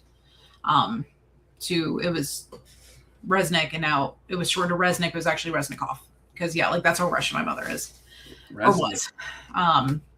So yeah, I love Tetris. I love the music in Tetris. I said to Javi at dinner today, I'm like, when you bury me, you can bury me with Tetris. You can put it next to me. So while I'm in the waiting room, vibing up there, I can know, I can be playing Tetris. So Andy missed it. He wasn't here for this. Tell Andy about your late night escapades working and becoming the champion that you are. When I was 20, I had a job at a psych hospital. It's just they call them PCTs or behavioral health techs, whatever. And everyone would be asleep, and my job was just to check the rooms and make sure all the patients were in their beds. And they said, whatever you gotta do to stay up, do it. Caffeine, whatever, because the big goal is to not fall asleep on these 12-hour shifts. And I ended up reaching level 900. What is it? 999. I don't know. Pammy claims. No, it's true. He wasn't in my life yet. Okay? I was taught. Hey, look, I was talking to other men. So it's all right. Oh. No, but boys, really, I was only 20. But yeah, so I got to 999, and then it blacked out, and I thought I broke the game or something, and I was devastated. And then I got a little text or email. I forget. We're going way back in the day, and they were like, congratulations. So I love Tetris. I've never been able to do that again because I don't need to be up for 12 hours anymore. But Tetris is probably up there. It's one of my favorite games of all time. So how long does a game last that goes from 1 to 9.99? How many hours? I don't know. I just kept pausing it. I played it. Like I don't know. I think I want to say I played it. I don't know. I was so like we're going back like 15 years, if not more. So I didn't realize you were pausing in between or whatever. Like so, I had to because I had to go check. Like I had to work because you go and check patients. Yeah.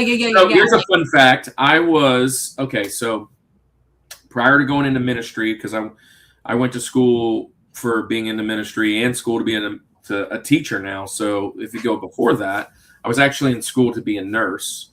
Or a nurse, and so I wanted to do ER nursing, and that was kind of like single life, work 3 days a week, do this high impact stuff in New Orleans, and then go home and party and whatever. But while I was doing that, I was actually a CNA. Yeah. While I was going through school, and I worked in 2 different LTACs, long-term acute care, and I worked in 2 different hospice, and all 4 of them were overnight. So I know the overnight stay, going to check on patients, that whole deal. And I was usually like listening to different videos and things, but whenever I played games on my phone, I never actually played Tetris. Now I kind of regret because I need to chase the $9.99, right? Well, I paid for it, and my dad was pissed because I was still on my dad's plan.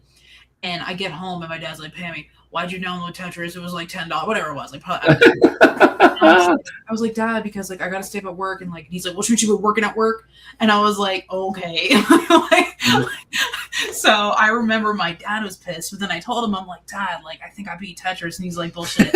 Excuse my language, but he said BS. He's like BS. I didn't mean to get you demonetized. I'm not trying to get you demonetized. He's like, oh, and I'm like, no, I did, and I showed him. And he's like, okay, and like I just remember like I love Tetris. My whole family like we're big Tetris. We need to find a copy of somebody who got that email or text so we can frame it. Because it was like back in the day when they would still do that because like I think a lot of people were like freaked out because the game just shut off and I didn't know. I thought I'd just keep on going up the levels. I want to say because my dad was mad that I paid for the game. I want to say it took me like 3 shifts because I did go home and he was mad at me and because he got the bill he was mad and I was like fun stuff, man. Andy, we all talked on Tetris. You love Tetris, right? Well, I do like Tetris, but my question about Tetris for you is, if you're going to choose a piece to be, like, which Tetris piece are you? Like, it's a personality test thing. It is. It's like the Myers-Briggs. Yes, absolutely. Yeah, Kirk and I find that there's so many more effective, I believe. A Teenage Mutant Ninja Turtle, for instance. Which one are you picking? That's going to tell me way more about you than are you an ENFJ or I don't care about any of that stuff. I need to know, are you Mikey or are you Donnie?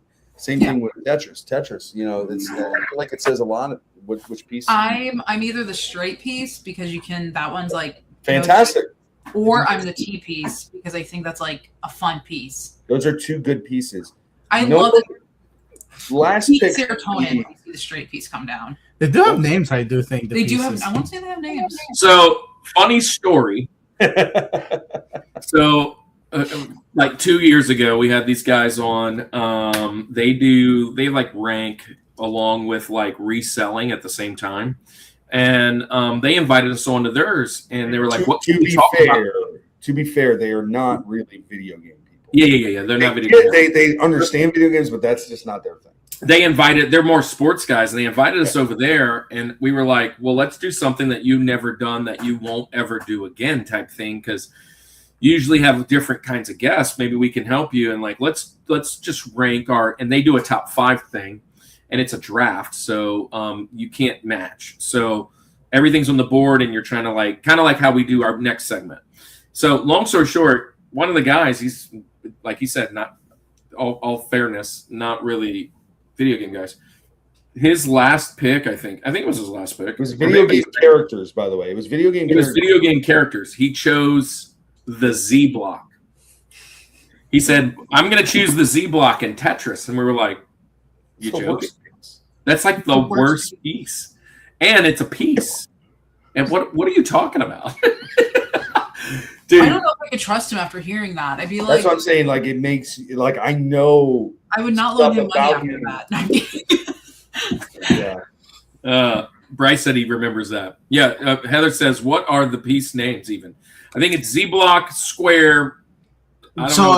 Officially, it's like they're named after whatever capital letter they represent. So it's I Tetrimino, O Tetrimino, T Tetrimino, JLSZ. Yes.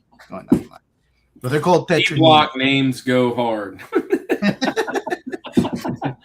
Anyways, that's fun stuff. All right. Yeah. Crushmore with the Tetris, Crushmore with the Link's Awakening. Javi, what's your George? Number one. Greatest. Again, like I said, I was trying to avoid too many of these franchises. Do it again. But I just can't. I can't not. The only reason I ever got a Game Boy at all, which was a Game Boy Color, like I said, I had an Atomic Purple, is because of Pokemon Yellow. So that is my ultimate favorite Pokemon game. For Andy sure. hates this game. I got Pokemon Yellow because I wanted to play Pokemon that matched the anime because that's how I got into Pokemon at all. So I went with Pokemon Yellow. I know a lot of people are a little bit more OG with Pokemon Red and Blue, but to me that was Pokemon Yellow.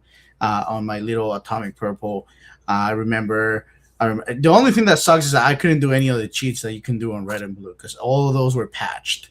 So I had to rely on my cousins that had that could do the cheat codes, and eventually people got Game Sharks and stuff like that. But I remember using Game Sharks to get like 999 rare candy, so you can just like over level your Pokemon and evolve all of them. But I remember trading with my cousins and stuff like that. So a ton of fun memories playing Pokemon Yellow and getting into a Pokemon franchise. So I cannot pick it as my first one. It's like this is kind of like one of those personality tests. What color do you pick?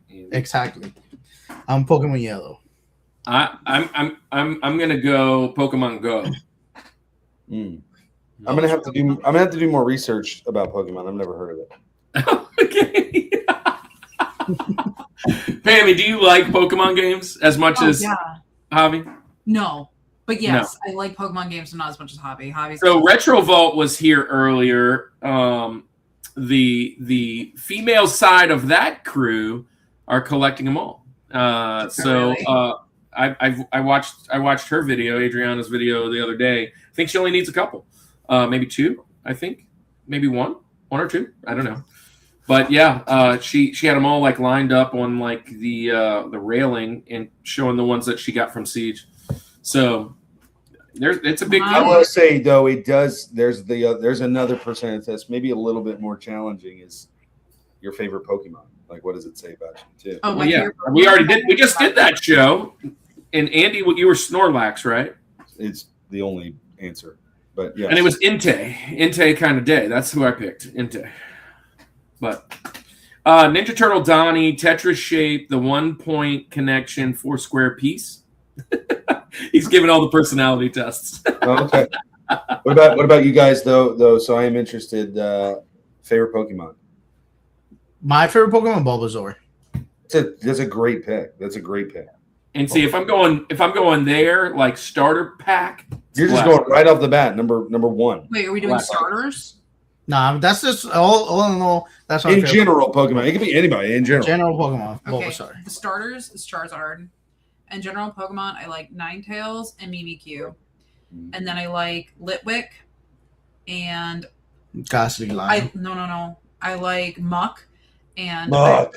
I like Gengar, but he's not my favorite, but he's up there. Gengar is my son's favorite. Which one? Gengar. I like Gengar. And then what's the other one I really like? It's one of the newer ones that came out like in the Pogo era. Hey, it's a spooky one. I love all the spooky Pokemon.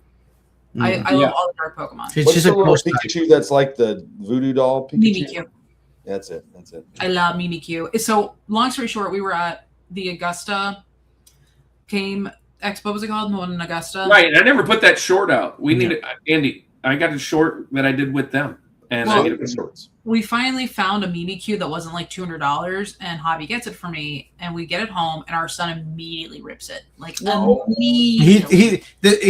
So the tail is attached to his head, so the tail would stay up like the Pokemon. So he separated that part. And technically, we could put it back together, so the tail stays up. Yeah, but it's still like it was still annoying because I don't buy myself a lot of these cons, and I'm like whatever, dude. Yeah. And it was a gift, and then I'm like, because I'm like Noah, you broke. And he's like, no, I'm like Noah, you broke my thing, and he's like, I broke your toy, and now we just found it because I was like, I'm just gonna let him keep it at this point. Like I was cleaning out his playroom the other day, and he pulls it out, and he's like, Mommy, I broke your toy. And he says that he has good memory. He has good memory. I was like, yeah. He woke up the next day and went to like wake her up, and the first thing that he said to her was like, I'm sorry I broke your toy. Oh man. I try to be a good mom. Thanks, Bryce. There you go. Yeah. Anyway. Yeah, I like a lot of Pokemon, and I always like the cute, girly Pokemon. And the ghost type. And the ghost type Pokemon. Those are great choices for sure. These are all great choices. So let me jump into mine so we're not here until midnight because we started a little late. Oh, this has been a pretty quick show for me. Yeah, it's a pretty short episode. Hey, so I'm going to come in and go with my George. It's, I guess, kind of similar to Pammy, your last pick. Not your last pick, but your Link pick, I think. But I'm going with a Metroidvania type game for sure. Yeah. And so I'm going with this one, Castlevania Area of Sorrow. Nice. And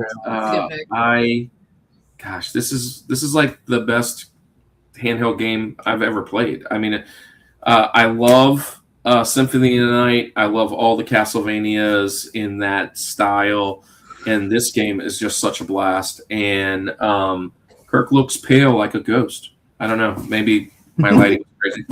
But I'm going with a Castlevania, a Metroidvania style game. You can go with a couple different ones. This one's the only one that I had on the Game Boy Advance. There's I think 2 or 3. But this is the one I had, and I love it. It's so much fun. I actually played through it about a year ago on this little emulation system. But I actually bought that one. Actually, I bought these two at the same time to go to when I went overseas. So I think I got them like literally on the same day. So that is going to be my George. It's the lighting. Sorry. Lighting down. But yeah, that's my George. Castlevania is a good game, man. Castlevania. That's a great pick. That's a great pick. Yeah. And there are 3. It's Circle of the Moon, Eye of Sorrow, and I'm skipping the third one. Yeah, I thought there were 3. I didn't have the other 2. There's one with the paintings, right? Yeah.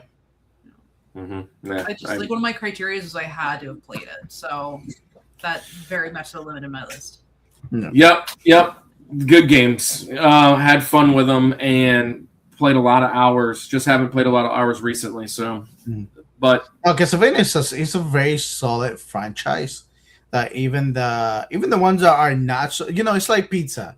Even the ones that are not that good are still pretty good. That's a great analogy. Oh, that's a good analogy. That's a good. And now pizza. Harmony of Dissonance. That's the one. Yep.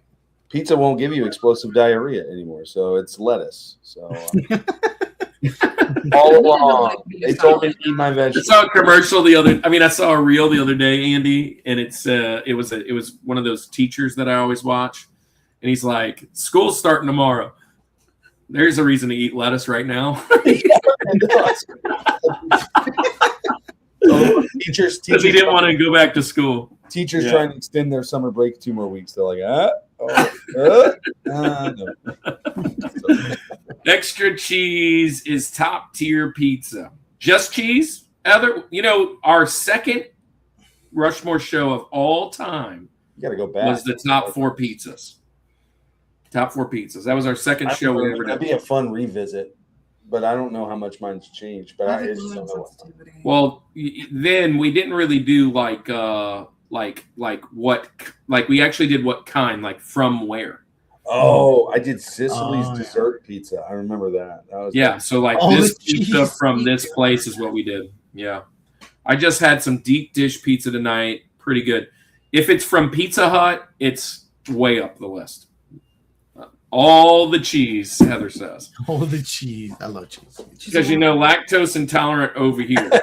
They make pills for that. I'm actually So like. there was a guy. Wait, hold on. Pause. There was a guy at the convention. He was at the Flawed booth, one of the TCG games.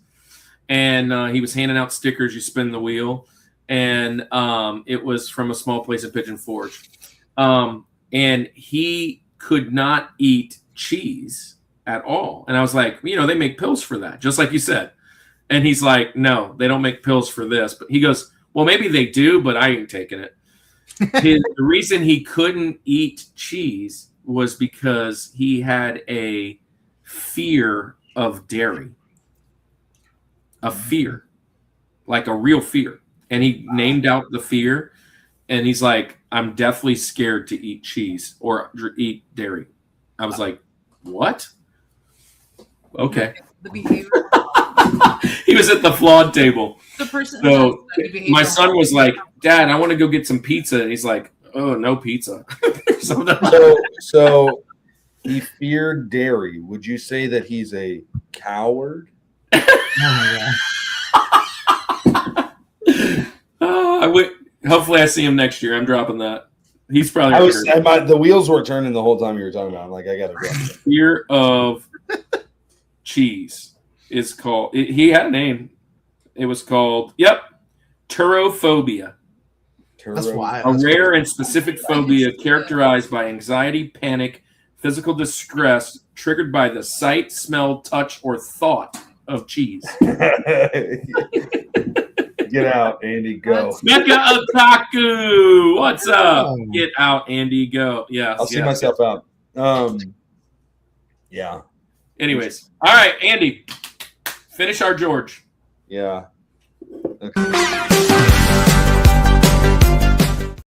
You don't want red or blue It's or diamond? Castlevania, whatever. No, it's Pokemon Yellow.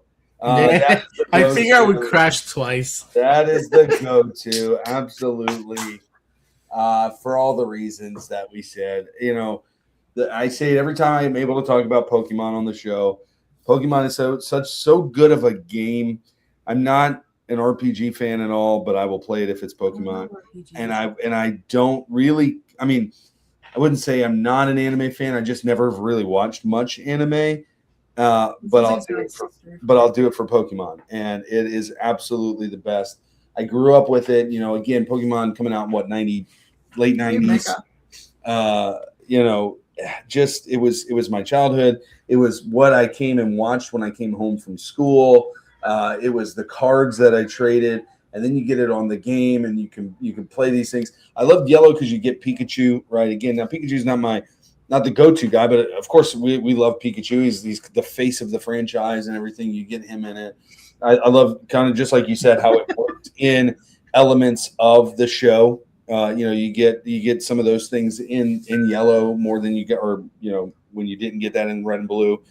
I love Red and Blue. I mean, absolutely love those games. But Pokemon Yellow is Kevin. It is absolutely, and I don't care.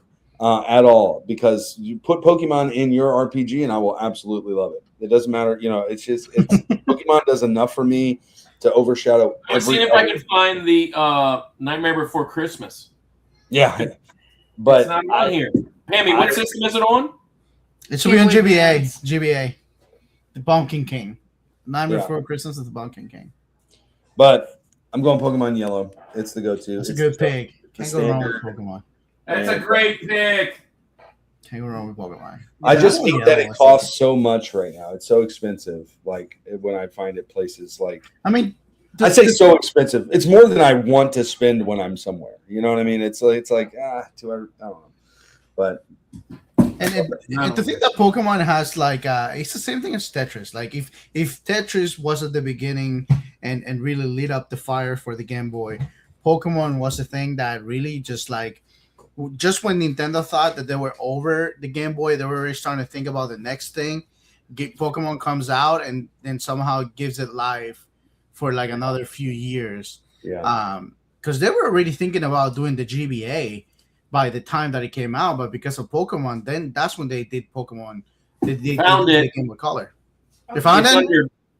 I found it. It's under Tim Burton's. Oh, there you Oh, go. Tim Yeah. Burton's. Yeah. It is Tim Burton's. The Night Before Christmas. It's a bit of a sleeper, I say. Like, it's a fun. If you like Metroidvanias, that's your game. It's a. All right, Barry. Pokemon is Bob Marley's favorite Hawaiian dish. Pokemon. Every time. You do know it's the exact same formula as every other RPG. Except My top there's no 4 Pokemon in it. handheld games are as follows. So, dude, you actually wrote this thing out. Summon Night Twin Age DS. Link. Is that Link Between Worlds, 3DS, Odin Sphere, Vita, Persona 4, Golden, Vita, Sands of Destruction, and TWEWI are honorable mentions. That was supposed to say Link. Yeah, I got it. I wonder if Tim Burton was ever a lover. Barry, by you coming in the comments, my joke doesn't seem so bad. So that we appreciate that about you, Barry. Persona 4 Golden. I played Odin Sphere, so good. Well, Barry, we love you, man. And The World Ends With You is the TWEWI. Good pick. All right, let's do our honorable mentions. And Andy, now you know all the picks, so we can kind of just jump right in it. And the reason we call it the Benjamins is because Benjamin Franklin, as I always say, for anybody new, was widely considered maybe the 5th guy in the mountain. So we're going to talk about who missed our mountains.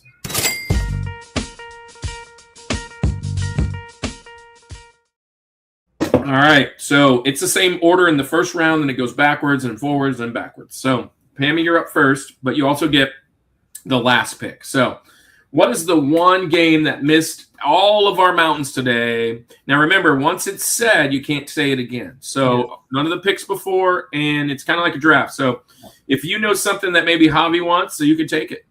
Oh yeah, that's fine. Pokemon Red.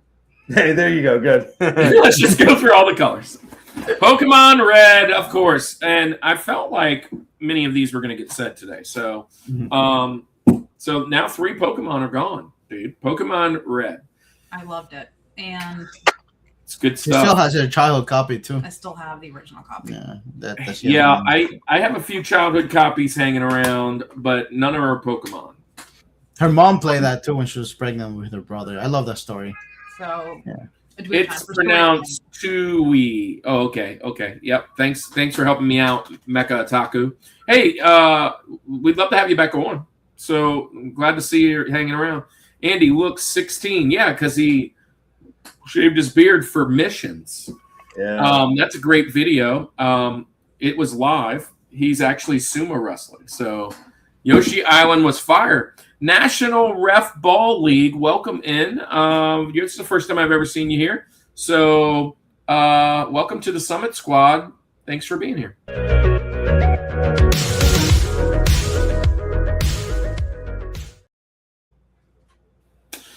All that means is welcome to the community, and we rank our top 4 of certain things. So thanks for being here, man. And guys, while you're out there, hit the like and go follow everybody in the chat.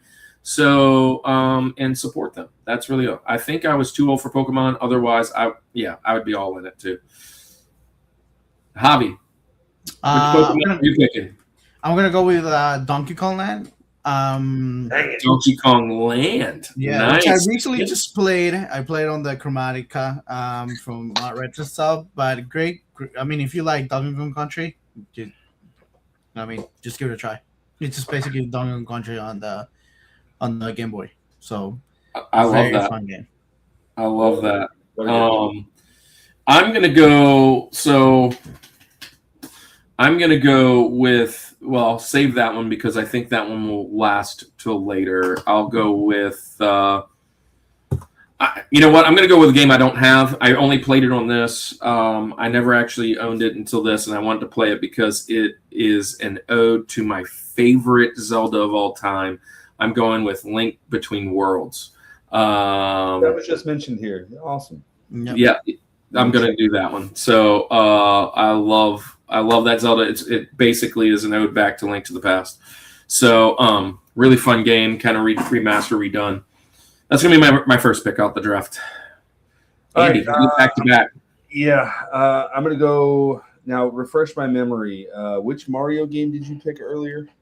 Wario World 2. Wario Land 2. Yeah. Wario Land 2. Right. Well, I'm just going to go Wario Land, which is Super Mario Land 3. That's what I'm going to do for mine. I have it in the other room there. Just, again, a lot of nostalgic memories, getting the Viking helmet and all of that kind of stuff. So, yeah, I'm going to do that. And then I'm going to follow it up with, why not? Let's just take another one off the board. Let's go Pokemon Blue. Let's just let's get that out the way, too, while we're at it. Put them on the board. Yes. All right. So that's a good pick. That's a really good pick. Hey, I'm going to come in with, and I only have the example that came with, I don't even know what this came with. Did it come with my double screen? But it's the demo version, but I want the full version. I'm going with Metroid Prime Hunters. Nice. And this is the demo where it's only like the first level, but I want the whole game, which is a fun game. With a console over there. Oh, well, I want the full version. Yeah. I want one of the Metroids. Yeah. So my turn. Yep. You know what? I'm gonna go with what kind of got me back into Mario Kart again. Then that was Mario Kart 7 on the 3DS, I believe. Yeah. That one came pre-installed with my 2DS. Pammy got me for my birthday that one time. That was fun. That was fun getting back into Mario Kart. I don't think I've played Mario Kart since probably a little bit on the Wii then. But I think the most I played Mario Kart was probably the 64 and the Super Nintendo. So that was one that I just played a lot by myself. I can tell you on the Switch, we played a ton of number 8, and just that. I mean, that was the one we got. Was the one with it built in, and we played hours. I mean, so much fun. Yeah, I didn't play. Mario Kart's such a great franchise. I didn't play on the Switch. I've been playing more of Mario Kart World, which we haven't done that, but cool stuff. Mm-hmm. Your turn, Matt. All right. Mine is Starfy, or The Legend of Starfy. The Legendary Starfy on the DS. The Legendary Starfy on the DS. Yeah. I've not played this. I don't. Why play that it. one, Pammy? Legend of Starfleet. Starfy. The Legend of Starfy. Yeah. Legend of Starfy. It's a platformer. Oh, I love platformers. It's a platformer that So you are a starfish, and you're trying to survive the underwater world. And Which system? DS. Yes, it is a very like cozy game, but it is a platformer. Oh, I like the colors. I like the colors in it. And it is very fun. Oh. I played with my brother. Yeah, she played with her brother. So because we have such a big age difference, I got the DS, and he had a DS. Heather says Starfy. Confession: I'm horrible at Mario Kart. I am really good at Mario Kart. I'm so sorry. Kevin says I was away for a bit, but Castlevania on GBA were great. Yes. Yes. And I feel like I need to play this. Starfy, joining in with the Starfy. And for 3DS, Link Between Worlds was amazing. Kevin, that's why you're my bud. Yeah, there it is. It's such a good game.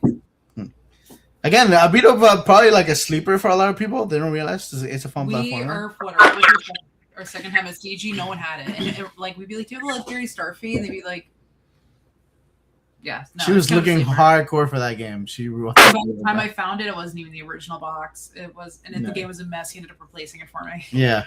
Okay. Well, you have 2 picks. Yep. Go again. Okay. Scribblenauts. National Ref Ball League says Lego Star Wars. Scribblenauts is an awesome game. Yes, you finally. I have played this. I love this game. That game's fun. This is another game my brother and I played together because, like, literally with the 10 I'm pretty sure my daughter had that one too. McKenna. Well, you had a 16-year-old and a 6-year-old, or a 15-year-old and a 5-year-old, so you were constantly looking for games we could both play and enjoy. And Scribblenauts is a big one for us. He still mentions it. He's like, Pammy, do you remember when we played Scribblenauts when I was like 6? And I'm like, I sure do, kiddo. So it's really cute. I love Scribblenauts. So you are 11 years older than your brother? 10. Yeah. So my sisters are 9 years older than me, and both of my kids are like 9 years apart. So that's very similar to us. It's a treat. You get a built-in babysitter. So yeah, that's what I said. Totally agree.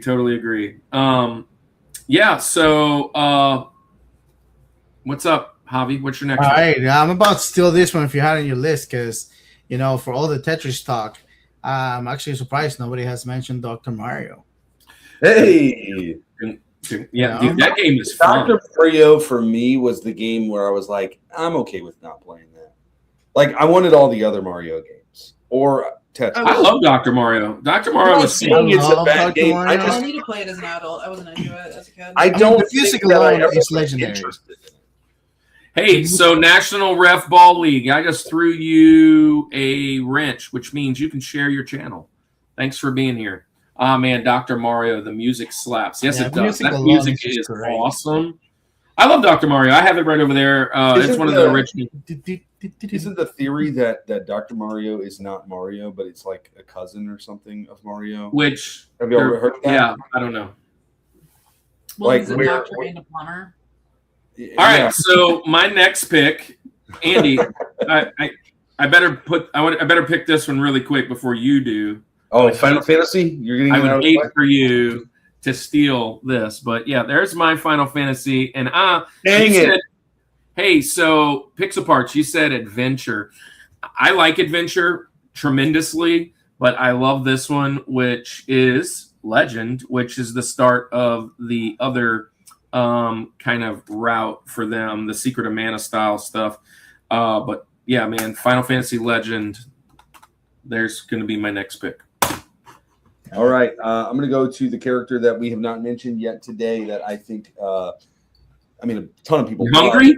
Ton of people love, but we don't talk about it a lot, and he is really hungry. And I'm going to go with Kirby's Dream Land for the game. Oh, that's a good game. Gosh, I think. Do I know you or do I know you? Kirby needs more love. We know that, and I absolutely adore Kirby. I love Kirby. Great design of a character, but also great concept of what he does. Anyway, I love Kirby. So Kirby's Dream Land was a super fun game. Game Boy, love that. But hey, Ref Ball League, you don't have to make on our account. We were just I was just saying if you do have stuff, you can definitely share your channel and stuff. Yeah. So what's your next pick? Yeah, this is the next one where I start. Maybe this is your last pick. Yeah, I start my list maybe a little controversial with bass fishing, and I'm going to end it maybe a little controversial, but it is handheld gaming, and it's recency bias, I think, because of the amount of time that I'm pouring into this thing as a handheld game. Oh gosh! And it's not a game in the sense of we're thinking a game, but it's absolutely a game. Kirk, you know it. 82-0. We're going 82-0, baby. Yeah. 82-0 is going to be my last pick. I am so hooked on this so game. addictive. I am so hooked on this game. Yeah, dude. I got just found my old 81 the other day. I hate it. Dude, 82-0 is hilarious. So I've got it 3 times. Cannon's got it 3 times, and Andy, you've got it once, right? I got it once plus an 81-1, which is absolutely ridiculous. So if you guys, if you never played that game, if you like sports, what you do is it scrolls through eras of basketball: 60s, 70s, 80s, 90s, 0, 10, and 20. All that happens, and then it gives you a game, a team, and you have to pick a player and try and make an 82-0 team. The 60s, and you got to fill your starting 5, and if you go 82-0, that's the goal. We're constantly sending it back and forth. Look what I just got. All right. Well, my last pick. Also, if you were hanging around in the Game Boy with Bryce, you would have seen this game. I love this game. I think it's underrated. Cool franchise. It's a branch off of a very hard franchise, but I'm going with Gargoyle's Quest. Oh, that's a good game. Gargoyles! Gargoyles. And there is my name written right there in my mom's handwriting. Look at that. Look at that.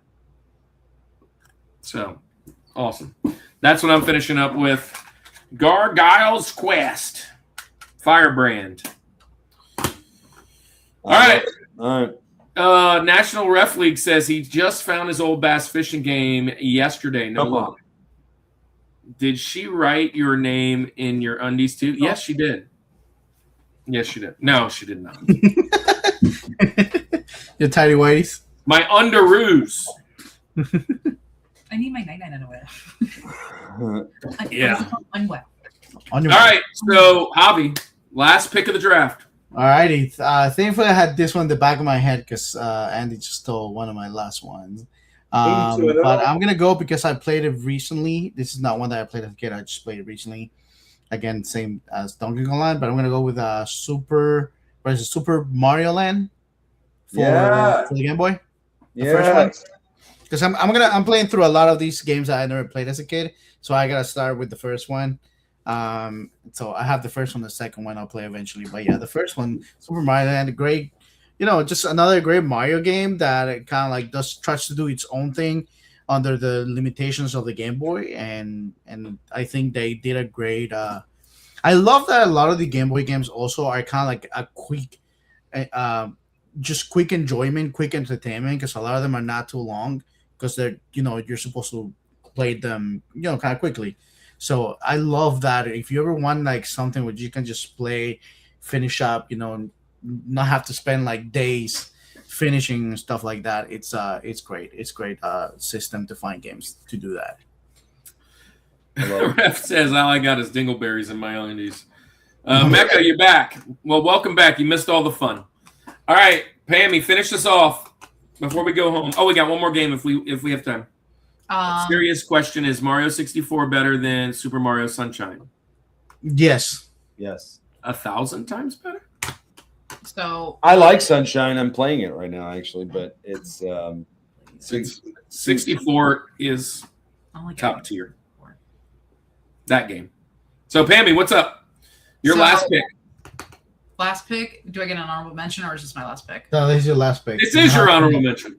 Oh, this is my. These are your honorable mentions. All right, my honorable mention, and I know this is gonna be controversial. You can do two. Yeah, like that's like a veteran move. No, it's okay. So my last pick, and it's because I play almost all my games exclusively in a handheld, is Animal Crossing. She's talking about New Horizon.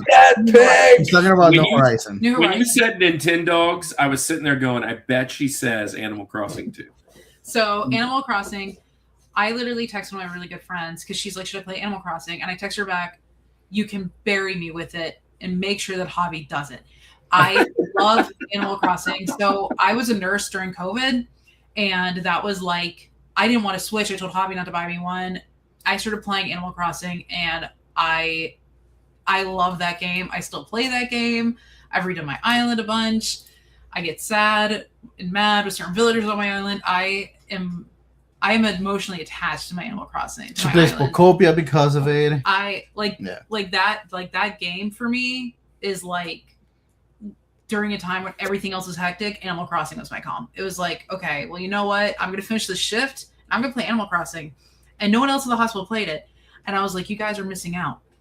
So we were playing Pogo, but Animal Crossing is elite. What a great pick. And I'm sorry, I know it's not technically like a handheld, but I played in handheld mode. I've actually never seen that game on a big screen. Yeah. Because now I refuse. And I think we've collected all the Animal Crossing games before that one. Yeah. To the point that she was playing the one on the GameCube too, and the one on the GameCube is kind of wild because they act like whatever, the characters are like way more sassy on the GameCube. It's hilarious. They give you attitude. Hey, Mecha Otaku. Yes, we have done that one. We did it right here. 3 years ago, we did PlayStation 2. That was before we were doing them live. But PlayStation 2, that's like my favorite system. Favorite system, yeah. Yeah, so yeah, we did that one really early on. But yeah, we'd love to have you on for another one. We actually are booking a ton of. Look, we have a lot of people from Siege that are coming on. I think Austin's going to come back on again. Pixel parts. Hilly and Viceroy's coming on. Yeah, there's a ton of people that said they're coming back on in January and February. I think we're trying to iron that out. But with that being said, if you want to be on the show, especially if you want to be on for music or movies and TV, you're welcome to be on the show. Hit us up on Instagram. I'm booking all music right now. We have like 3 episodes that need some guests in music, which is going to be in September, October. Movies and TV, November, December. And video games again, when we wrap back around, we'll start back up in January. So if you want to be on any of those, for sure, message me. But hey, let's do our last game real quick. This is usually what we bring to the booths when we have these conventions. And if you ever show up and you see this, you can spin the wheel, and whatever it lands on, we'll ask you this question, and we'll do a little short or a reel with you. If you come to Louisiana RetroCon, you'll see this, and you'll be able to spin the wheel and get on the show.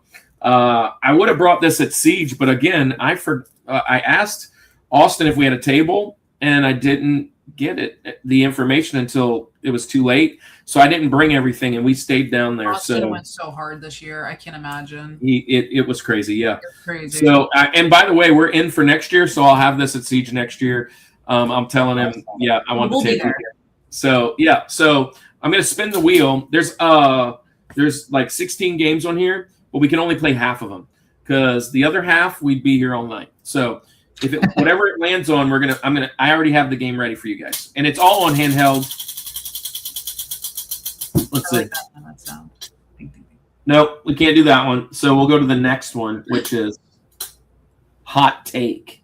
Sweet haircut. Take. So hot take is pretty easy. We don't have to scroll about anything. Give us a hot take that has to do with handhelds or video games of any sort. Javi with the sweet haircut. Celine 12 says Javi. That's a local friend of ours. Well, welcome in. Welcome to Summit Squad. Okay. So do you have a hot take on handhelds or video games of any sort? Shoot, a hot take. Is it really a hot take if it's true? Andy, I know you have a hot take. I have a hot take, and it's go. not anything necessarily, and I don't even know if it's really a hot take. Maybe it's like tepid take, room temperature take. I don't really know. But one thing that really grinds my gears. Things white people say. Yeah. Is when a beloved video game character has a slight redesign because it's modernized and it's 20 years old and the world blows up. The world of gamers is like, they made his nose slightly bigger than it used to be. Just shut up. I hate guys. Don't say words in that moment. You can think it, don't say it because it's stupid.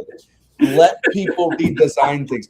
Look at Mario original to now. There's been an insane amount of redesign, That's a good hot take. and it should be redesigned. You know why? Because we didn't have the same capability back then to fully imagine what he should be. Now I will say this. Thankfully, they did argue a little bit for Sonic because the original Sonic. To me, I was like, whatever, who cares? Even in that instance, did they make him look better eventually? Yeah, of course they did. But like the Donkey Kong Bonanza thing, like just let it be redesigned.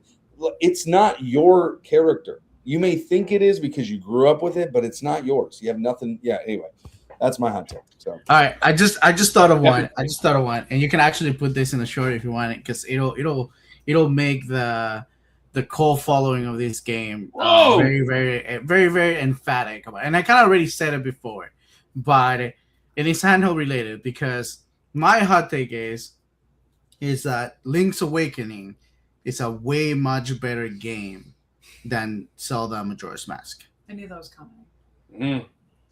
That's my hot take. Agreed. So I'm okay that you said Majora's Mask. I would have a problem if you said Ocarina. But I can agree. I can understand the Majora's Mask. Yeah.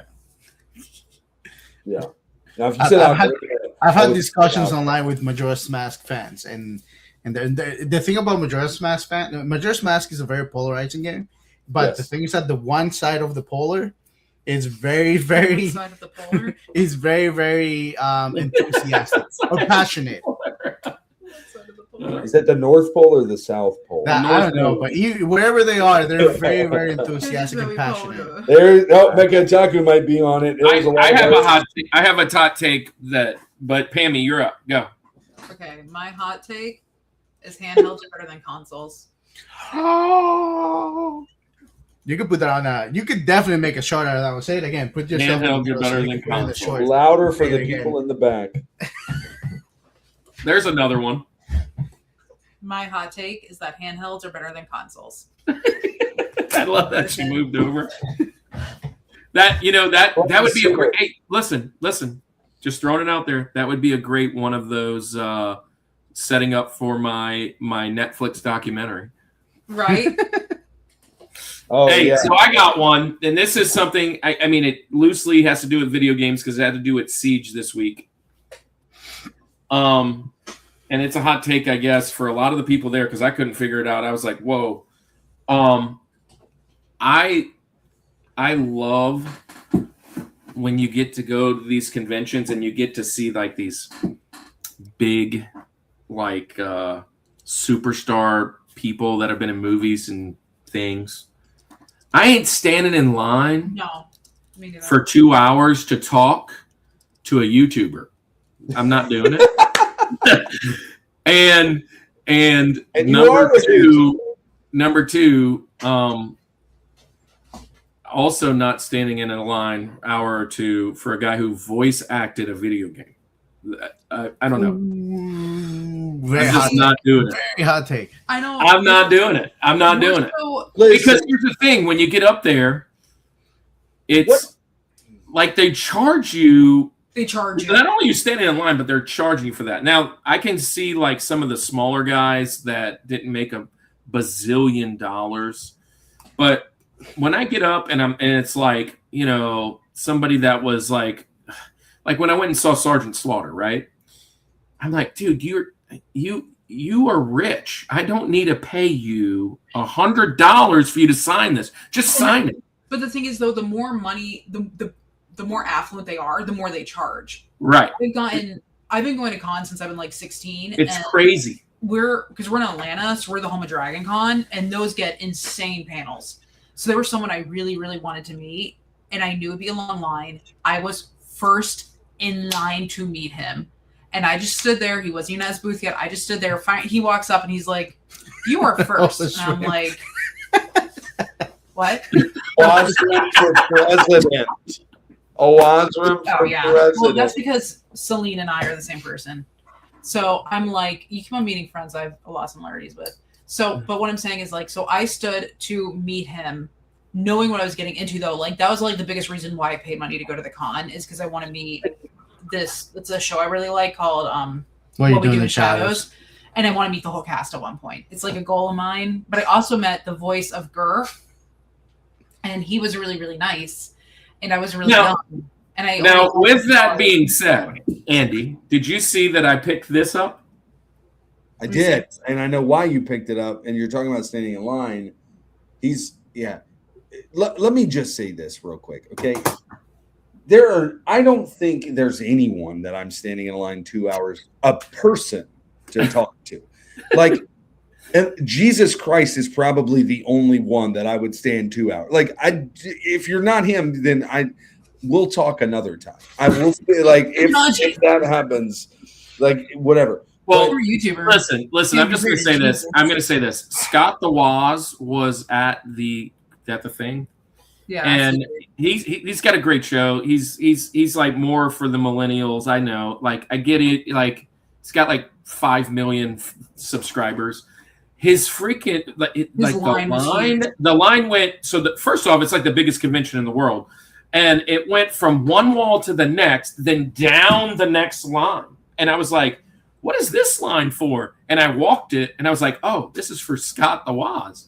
That's crazy. So I sat and watched people go up and talk to him, and it was like shaking. Some of the people just stood in line just to shake his hand and like take a picture and walk off. And I'm like, sometimes you're just tired. Like when I met Nandor, Wow. I was just so tired. And I didn't stand in line. It took me like 10 minutes. I got a photo. I was just, and we have a friend, and she told me that she stood in line for an hour to meet him, and she was so excited, and I didn't want to like kill her buzz, but I don't know who he is. And she's like, I met Scott the Woz, and I'm like, yes. Ooh. I don't know. It's funny. I don't know who he is.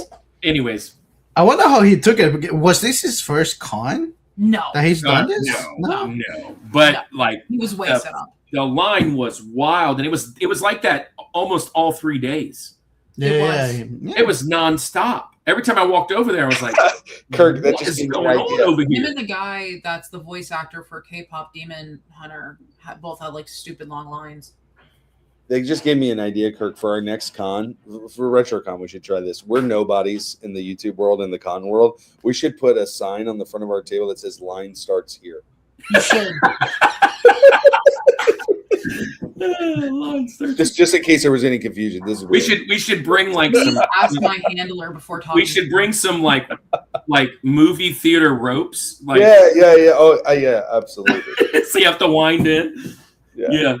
Anyways, guys, thanks for coming on. Thanks for postponing a little bit so Andy can get No here. worries. and all Thanks that for having stuff. us.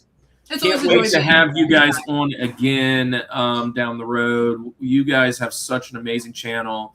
Oh, yeah. Please tell everybody what your channel is, how people can find you, maybe about the video that you just dropped or one that you may be dropping soon. And just welcome the whole community over there to your stuff. Javi and Pammy, tell everybody about PNX World. So PNX World is our third child. We have a dog and a baby, and then we have the PNX World channel. So Third child, I love that. So we basically we do a lot of retro gaming. We do a lot of hunting. We kind of show you how to create your own collection without going to Kobe's Benedettes, which was always my concern from the beginning. And we're really just in this. A big part of why I'm in this is because I adore the community. A big part of why he's in it is because he adores the community. And we really, our channel is really just collecting for the sake of fun. We try to do tips and tricks. We try to connect with the, like I hate to say it, connect with the audience, but we really are just there to like have a good time and you know, show you and bring back some reject modernity, you know, and kind of show the kids what it used to all be about before they got in there. Yeah, for content we dropped we try to drop videos every Thursday. We should have a couple more Southeast Game Exchange related videos. And we've been doing a lot of GameStop related stuff just because, like I said, there's a lot been going on with them lately, but we just try to take you on to our journey. And I think I'm going to start doing some more on our YouTube too. As new collectors, and you know, just to show you that anybody can do it. Hey, so let me ask you this. What is the end game for the channel? Are you trying to collect a certain thing? Are you trying to get to a certain level? Like what's your end game for your channel? Well, a lot of it is just kind of like a little bit of for the, like right now we're kind of like recollecting those games that we had as kids as CIB, even if we didn't have them as CIB, you know, completing box. And we're kind of like getting towards the end of that. And once we do that, it's going to be kind of like the ultimate collection type of deal. And that's going to include everything, like consoles that we didn't own and anything like that. I think the main, like I said, the main goal and end goal for the channel is just really just to share the experience and the journey. However that changes along the way. It's just kind of like showing to people that, you know, you can start from nothing. Because like I said, this is only all you see here. 90% of it is really just about a little over 2 years. Because we really only started with my old stuff and like 2-year-old games. Well, 90% of the collection has been collected through the hobby. I'm collecting all the spooky games I can find, and right now I'm on the hunt for. So that is amazing. I just love watching videos of people like building from a paperclip to like a car and all that. And that a lot of the video game YouTubers really started from their own collections and kind of building, and that's kind of where they came from. So I'm excited to see where you guys go next. I'm excited to see you guys next, whatever next con looks like. We'll be down in Augusta again. I'll be at Game Central Station if you guys go there. Really thinking about going to Really Rad this year. Really Rad looks so fun, and I know I will definitely be at Rocket City again with. Oh, we want to go to that one next year for sure. Where's that? Yeah, I definitely would love to go. I would love to go to that. Yeah, I would love to get us as creators in most of those shows. We got to sit next to Rad Junk, and that's where our booth. Yeah, we saw it. And I got to them a little bit. Sam and there was like 5 or 6 of them. Yeah, but yeah. I don't know if Bryce is still here. He dropped some Andy. Bryce dropped a few. Yeah, let's go Rocket City. We own it. I know who owns it. Yes, we want to go to Rocket City. Oh, next year. Pixel Parts owns it. Hey, With Adam. yeah. Okay, then we gotta go. Adam and Travis and Austin. Yeah. Come on. Last year was such a blast. It was so much fun. Hey, I do want to share this. If Bryce is still here, this is probably my most prized thing I got from Siege. Yes, it was so sweet. Thank you. It was so sweet. He dropped this to a lot of cool creators, and I'm just like, really? Just such an amazing guy. So we got this. Oh, yeah. Awaz, I forgot you were there with us, too. Awaz, we'll go again for sure. But, yeah, Rocket City was awesome. Isn't Bryce? He is such. I mean, look at this. He is. He's Look at this. And then I put his card in there because actually that's what this was. And so I just put his card in there. Bryce is the GOAT, the Billy Goat. Yeah. All right. Well, guys, time to go. It's time for good night. Thank you guys for staying late with us. And we just absolutely love your content. Love who you guys are. Love everybody in the chat. Heather, thanks for showing up. We'll have Heather on in a few weeks. Awaz Room was on last week, right? Yep. Sega Master System. But next week we have Aaron and his friend Caleb. Aaron's been on the show twice. This will be his 3rd time.